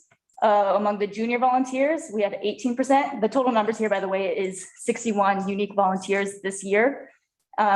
We had a few new junior volunteers and a few new adult volunteers, 11 adults and 4 of our juniors. And then one of our junior returning volunteers joined staff via being the Plats of Work intern program. So we're very, very happy to see that. Most of this is in a mix of locals primarily. We also have commuters that come in from, that's kind of the same radius, Rockaway Beach up to Astoria. And a decent amount actually, especially among the junior volunteers of voluntourism, which are people who are in Cannon Beach for a vacation. And then they want to spend that vacation though, kind of giving back a little. So they will volunteer with us. And it's pretty popular actually with the kids. This is Reggie here. He's 6 and he is one of our volunteerists whose mom comes down here from Washington and likes him to get involved that way. All right, so the next slide, we just have kind of our overall data that we track every year. Most of this is pretty on par with what we typically get in a normal year from what I can glean based on the previous data. The most standout thing is those hours, 1,960 hours on the beach by staff. That's about 500 hours more than typical. What we saw this year were extremely low sand levels, primarily in the beginning of the year, that caused much larger exposure times. And our tide calculations that we normally use to figure out how long shifts are was drastically off, where our low tide appeared to be much more exposed by several hours each day over the course of, I think, until about August. So that's where most of those hours are coming from. And then with that, though, we also had an increase of general contacts. And so that's how many unique people we speak to on the beach. I have on here about 80,000 individual contacts. That's up from 2019 by about 6,000 or 8% increase. And the more standout that I'm very happy about is these thank you statements or statements of gratitude that people mention after discussing with their staff. We like to track that because it kind of gives us feedback on, are people appreciating what we're doing and taking the time to discuss with them? And that has nearly doubled from 2019. That's a 43% increase in thank you statements. Vast majority of our staff feel that almost all of their conversations, even if people don't explicitly say thank you, have been overwhelmingly positive. All right, so the next one then is just, this is the general information that we track as far as, I like to call them corrections. It's kind of our etiquette that we like to let people know. Trampling is the most common because if you aren't familiar with tide pools, it's understandable to not know that you shouldn't step and walk over anemones. And so that's why that number is so high. These are all actually pretty comparable to every year is normal, with the exception of dogs off leash is quite high. And maybe that correlates to how many more people got dogs during the pandemic. But all of these have been, these are corrections that were then made by staff, and we had nearly 100% of apologies for making those mistakes. That's all I have to say about that. All right, so we also have our community science programs that we participate on. And so this is where we organize our staff and volunteers to collect data for these different organizations. Most of them are bird monitoring with Portland Audubon. The first two were pretty much just kind of a control group. So there's nothing really substantial there. We don't get a lot of changes on brown pelicans or cormorant data. The black oyster catchers is definitely one that most people kind of pay a little more attention to. These are a species that we know is particularly sensitive to human disturbances because of their nesting during the middle of the summer, and that they nest on low-lying rock piles where it's very accessible to get human traffic through. And they're already sensitive species already related to other natural parts of the environment and such as predators. So we only have some preliminary data on that one, but I'll just mention that overall, there were 66 nests that were monitored, one at Haystack Rock. Of all of those nests, we had 20 of them fledged, and that resulted in 34 young, which is about a 30% success rate, and that's kind of on par with the species. There were 42 failed nests with 41 disturbances recorded, 62% disturbance rate of that total nest population. And that is primarily 40% were from predators, 20% is from other black oyster catchers. And then 25% of that is human disturbances of either people or their dogs tracking through the nesting area, and 5% of drones coming through the nesting area and disturbing the birds. At Haystack Rock, we did have our nest resulted in 3 young. None of them unfortunately made it to fledge, and we don't know why it went down in the data as a unknown. They were probably about 2 weeks from fledging when we last saw them, and then they were gone overnight. So we can assume like predator situation probably, but we don't really know. So then the others, marine debris and beach birds and our sea stars is kind of just standard monitoring. I know people are always interested in how are the sea stars doing, and all I can tell you is that it looks consistent, looks stable. And I would actually say that about our black oyster catcher population. What we saw is not necessarily abnormal. Most of these data preliminarily, we don't have full reports yet on any of this, is looking just kind of stabilized. All right, so next I want to talk a little bit about the things that Andrew's been doing as our communications coordinator. And a big part of what he does is work on our social media, which is one of the funner sides of the things that HREP does, especially if you can't make it out to the beach. Since he joined, we saw a overall increase in our reach. And what reach is how many unique accounts on Facebook and Instagram, which are our two social media accounts, that are reached by our content. So people that are actually interacting with it, viewing it, clicking it, making comments, liking it, anything like that.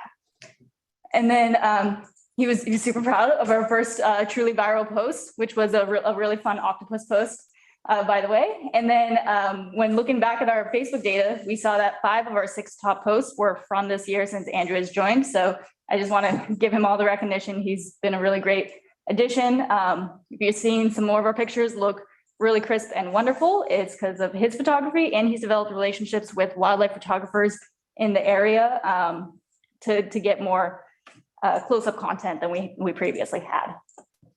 All right, so next I just kind of want to show you what this looks like overall. So our reach there shows that our raw number of people, individual or at least unique accounts that view our content is just over 420,000. And what this is showing is interactions with individual posts. Those peaks there are all of the ones that we consider basically for our purposes of what's viral. And 2 of those are actually down at the bottom, tiny sea star and tiny octopus. So tiny creatures, we will note, is what's pretty popular with people. All right, and then next we just have looking at that same thing, but for Instagram, substantially a smaller audience at 17,000. And these 2 just kind of have, most of our followers get content from us from Facebook, but our Instagram still has a decent amount of activity, and it's just kind of a different demographic audience, mostly by age. And this is just showing you at a quick glance of what these posts are. Andrew follows this type of stuff very closely to kind of see what it is that's getting people's attention. So we can use that in the future of this is how we increase our communications with people. This is the type of content that is working and really getting noticed. All right, and then this is just showing you our demographics, which is shows a little bit of a skewing of our audience, primarily women, and definitely kind of ages 35 and up is where most of our audience is. So we know we have opportunities to reach both men and the youth online a little more. And then after that, just shows where these followers come from. Next. And this is, it's actually pretty regional. As you can see, the bulk is from Portland. And then after Portland, we have actually a decent amount of local reach. And then just kind of widens our audience to Seattle and down the Willamette Valley. And this is, that kind of makes sense since we're a local program and we have sort of passive PR whenever it comes to our social media. It is something that Andrew is looking at. Maybe we can address in the future is how we go wider attention. If there are other groups and organizations that are more than just our little spot in the North Coast that we can work with and get more interactions with, or if we're happy just kind of keeping things in our little circle here. So pictured here are our 2 Sea Grant scholars, Andrea and Amishi. They did some wonderful work from us, and I just wanted to highlight a little bit of what it was that they did. So Amishi, who is on the right there, she is a student at UW, and she did a program for us that basically did a giant lit review on field trips and virtual field trips, and went and shadowed field trips that we had with Lisa and looked through all of our program materials and basically came up with a recommendation for us on how to better optimize our virtual field trip program, which is pretty new. It's very young. And so she did a literature driven approach to that, as well as interviewing some people in the community and talking with different teachers. And she also spoke with research professionals to get their opinion on it.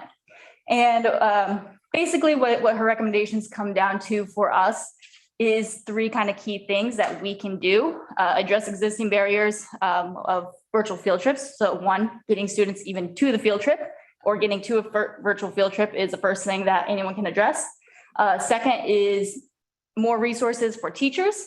If teachers don't feel like that they can walk away once we're gone and explain and answer questions to the students, it's a little hard to get that continuing education going. And then a live component more involved, which is with our interpreters out on the beach, or Q&A sessions for people to kind of come in and actually interact with professionals a little more on that virtual setting. All right, and then next we had, this is the project that Andrea did. She worked with both us and the Friends of Haystack Rock, and she also did a literature review, but her focus was on science communication and ways to optimize science communication for HRAP and Friends of Haystack Rock. She did this through a series of surveys and interviews, and then analyzed the data that she got from that. And her reflections were, or her recommendations for us, were that people want to see content that reflects the actual tide pool experience as much as we can mimic that online in a social media setting. People do want to get science updates and interviews with professionals and direct contact with them. Most of what she saw ended up getting and hearing was that people aren't opposed to hearing the kind of current literature, but they want it filtered in a way that is accessible and comes though directly, as close directly to the sources as possible. And then she also found that Instagram and Facebook remain the top social media accounts, followed up then by TikTok, primarily by our younger demographics.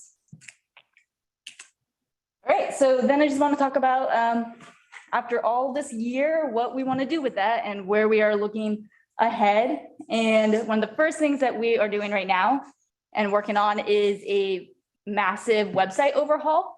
I'm super excited about this. I wanted to make our website a space that's a good and easy, straightforward resource. There's a lot of basic questions that people ask, and I want to be able to just point them to the website, or for any of you, any local that knows, as someone has a question that you can just go to this website. It's going to be easy to navigate. It's going to be easy to find what you're looking for.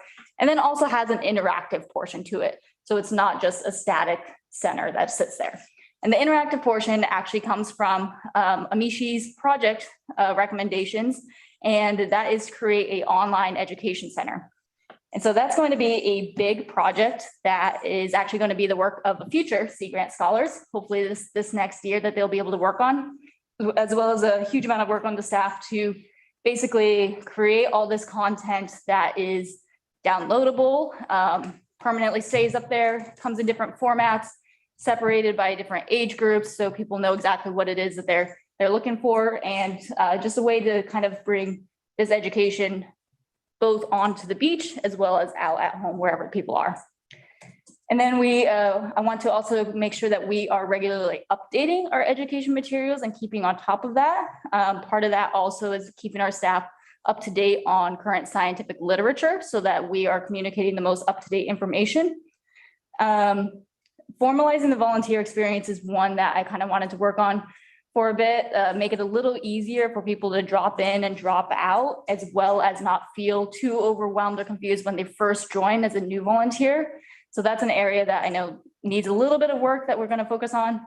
And then we're also working on, it's kind of fun, a little Discord server. And if you don't know what Discord is, it's kind of like Slack. It's just a individual server that you have control of. You can have people join it. So initially we're just going to start with just our staff, and it's going to be a place for people to interact online, share stories, share tips, share photos, content, answer questions, and kind of interact with each other. And then the hope is that eventually we can open this up so that it's not to just our individual staff, but other people who would want to communicate in that way. It's just another. Rusty is shaking right now. Talking about opening up to everybody. But she's gonna do it. You don't have to worry about it. Yeah, that's right. Yeah. And then kind of connected to that is exploring other social media avenues. Primarily, this would be probably TikTok, and focus on getting a little more engagement with youth. Maybe it's, any questions for me? Did you say where Andrew is from? He's a local. Oh, not Andrew, but the other gal? Andrea? Yes. Yeah, she just graduated. She was a senior at UC Santa Cruz. Okay, wonderful. Yeah. Excellent, great, thank you. You've been busy. It's been a fun year. Great pictures. Thank you. Thank you. Yeah. There's great things happening there. Thank you. Kelly. Okay, it must be Lori's turn. Mr. Councilors. So tonight we have for you our financial report. Through the fiscal year end, so you're able to see year-to-date numbers, which comprise 12 months of the data. And I have to say, it's a really good report tonight. The results are really good, so I'm really happy. The finance director, it's good news. So like I said, this is the fourth quarter report, April through June 2021. And let's start off with our cash balances. At June 30, 2021, we had 8.8 million in the bank. And the prior year, June 30, 2020, we had 6 million in the bank. And that's reflective of a lot of room tax coming in. And that's really the major story, I think, of this report. That and the utility revenues all come in over budget. So I know we were very worried when we were making this budget back in March of 2020. We didn't know what to expect. And I know I've been telling you this every quarter, but now to see the final numbers, it's kind of hitting home, but we didn't know. But then look at what happened. It's just kind of amazing to me. So anyway, the general fund, like I said, we have the top 10 revenues that I'm always looking at. All of those came in over budget with the exception of business licenses. And that was about $1,300 less. So it's not even that much of a difference to worry about. Interest income, we knew that we were in a falling interest rate situation during budget, but we didn't know exactly where it would end up. But we budgeted 70,000, it came in 60,000. So those were the two areas of our top 10 that didn't quite hit the mark, but one was expected and the other was just a minimal amount. So we are realizing our revenues and then our expenses. General fund, we spent 84% of the budget, and our expenses budget was already very conservative to start out. And the fact that we didn't even spend all of that really helped the bottom line. And so we ended up with an ending fund balance in the general fund of $3.4 million, which is really quite good.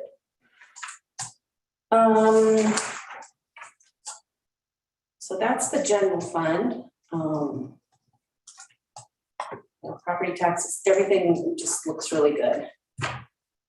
The tourism and arts fund, let's see here. We got, so during this time, events weren't happening for various reasons. So some of that money came back to us from the event holder coordinators. So we had that. So there's a little extra money now in TAP as a result of that. And the transient room tax fund, because our room taxes came in so well, it exceeded that threshold that required us to spend some of the money out of the general fund to match. So we didn't need to do that. So that obviously helps the general fund. Our county transient room tax came in good, and we have some ending fund balance with which we can do projects with. So that's good.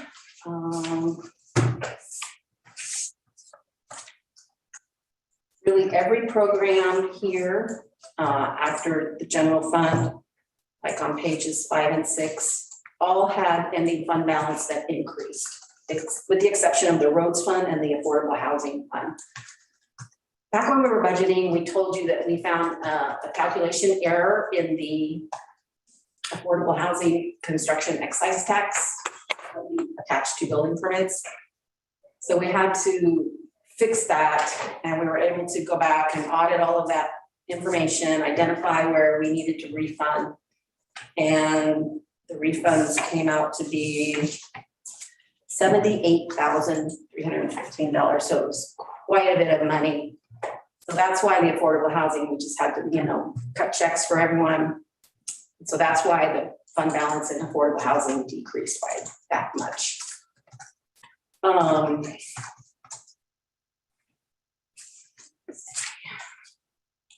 We can just kind of address that a little bit. What happened is that the people should have been charged for a new structure, or if there was an addition to a structure. What happened is there was an interpretation that if you did an addition on the structure, the whole thing was charged from a percentage. And so when we found that out, we said, we got to go back and fix that. So the $78,000 was actually funds we shouldn't have collected, but did in return when we found the error.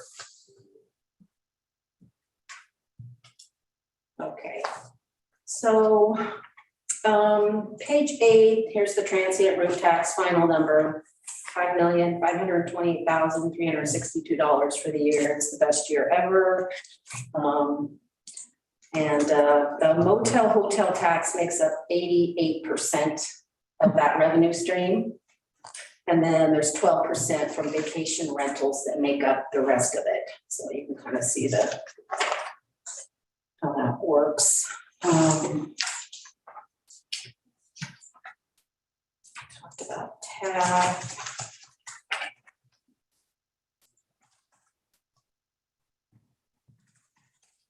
Page 12, I gave you year-to-date numbers comparing 2021 and 2020.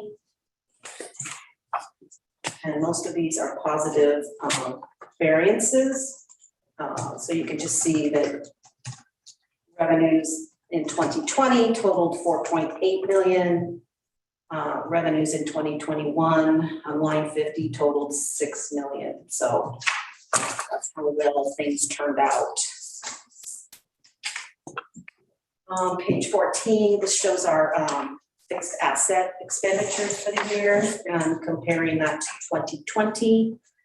So because we had such a conservative budget going into this year, we kind of held back a little bit on projects, and that's why you see we spent only $180,011 there. So obviously that's adding to the ending fund balances because we brought in so much extra money. We budgeted lower expenses, and so you end up with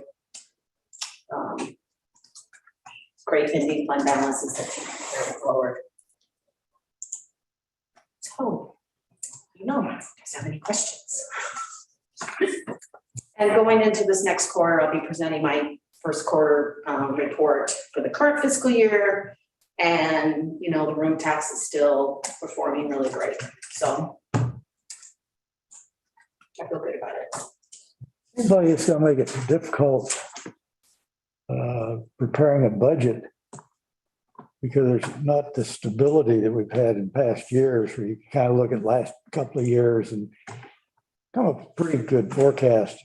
Now we've had all kinds of gyrations in these different funds and categories. I think it's gonna be difficult, I think. Yeah, the budget we're in now, though, we went pretty much back to normal, but we were still very conservative with like our room tax budget. And I know we're going to exceed that just by looking at that first quarter. But yeah, it is. And you get a little scared because you don't know. But already. Yeah, the next variant could shut the city down again. Who knows? Yeah, I mean, yeah. And we will continue on with the conservative approach for at least a couple, well, ongoing, but specifically in the next couple of years in terms of our projections and those kind of things. I think that's wise. It might be handy to go deeper into the comparisons so that we see a longer time period, realize that the bump between 1920 and 2021 is a bump. Yeah. It might help. I don't know. Yeah, I wonder if it's a bump or a step. No, it's actually, yeah, you're, Mike, it's a sine wave. Yeah. Kind of went down, then it went up, and then it, Yeah, do we sustain 5.5 million every year? I don't know, it's kind of a big question, we hope to get it, but we won't count on it. right? Interesting. Yep. Okay, Thanks, Lloyd. Good job. Thank you, Lori. all right, you're welcome. Thank you very much. Okay, that concludes the general meeting. So status reports, any questions or concerns? I guess one of my concerns is with the tree report, and that there were so many trees taken down, but it said that there, what, is one tree required to be replanted? I'll be ready to, I don't know the specifics on it, but I'll be ready to address that tomorrow when we get to trees. Okay, I good. mentioned too that not all, when you remove a tree, there's criteria of how many trees you need to have on your lot. So if you have more trees than what's required, if you remove one, you're not required to replant one. So you have to still maintain what the code requires. But if you have more than that, you do not necessarily have to replant. Is it 3? I don't know what it is off the top of my head, but I think there's a formula used, and the arborist gives recommendations as well on it, and Jeff checks it, and so that's why sometimes you don't have to replant. Okay. And then on a side note on this report, I just want to bring up, we realized that there actually were some trees planted this month that didn't hit the report. So I'm going to put them on next month's report and say that this number is for October and November. Oh, good.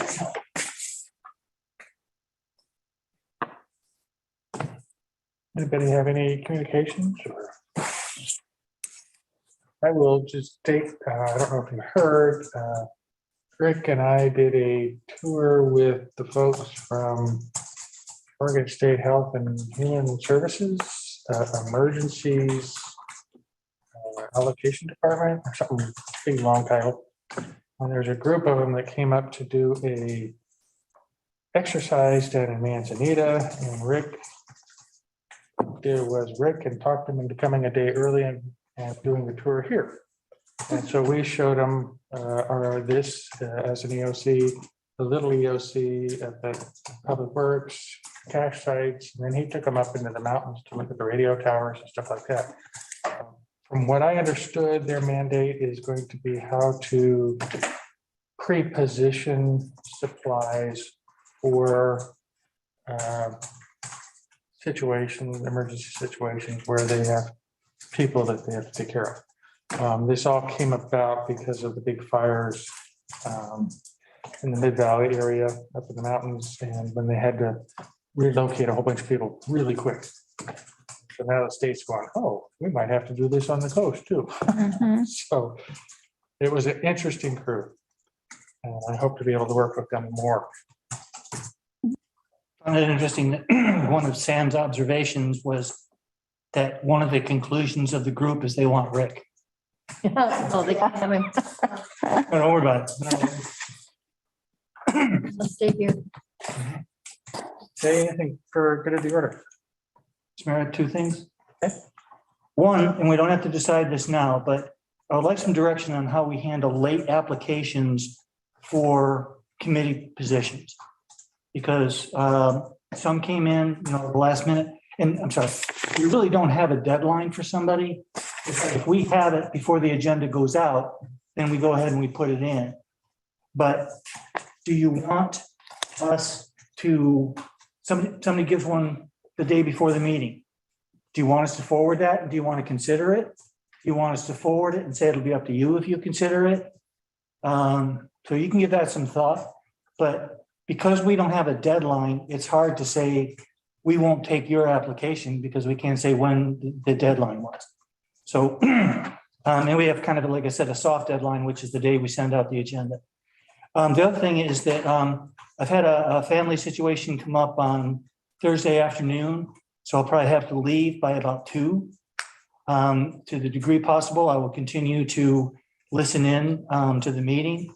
But what I would like is consideration tomorrow at the beginning of the first retreat to consider moving Cannon Beach Elementary School rejuvenation, City Hall Police Station, next steps kind of thing, Cannon Beach management, CBE management and operations and budget guidance, either to the end of day 1 or the beginning of day 2, because I would definitely like to be involved with all those discussions. And I think I probably have some pertinent information for consideration.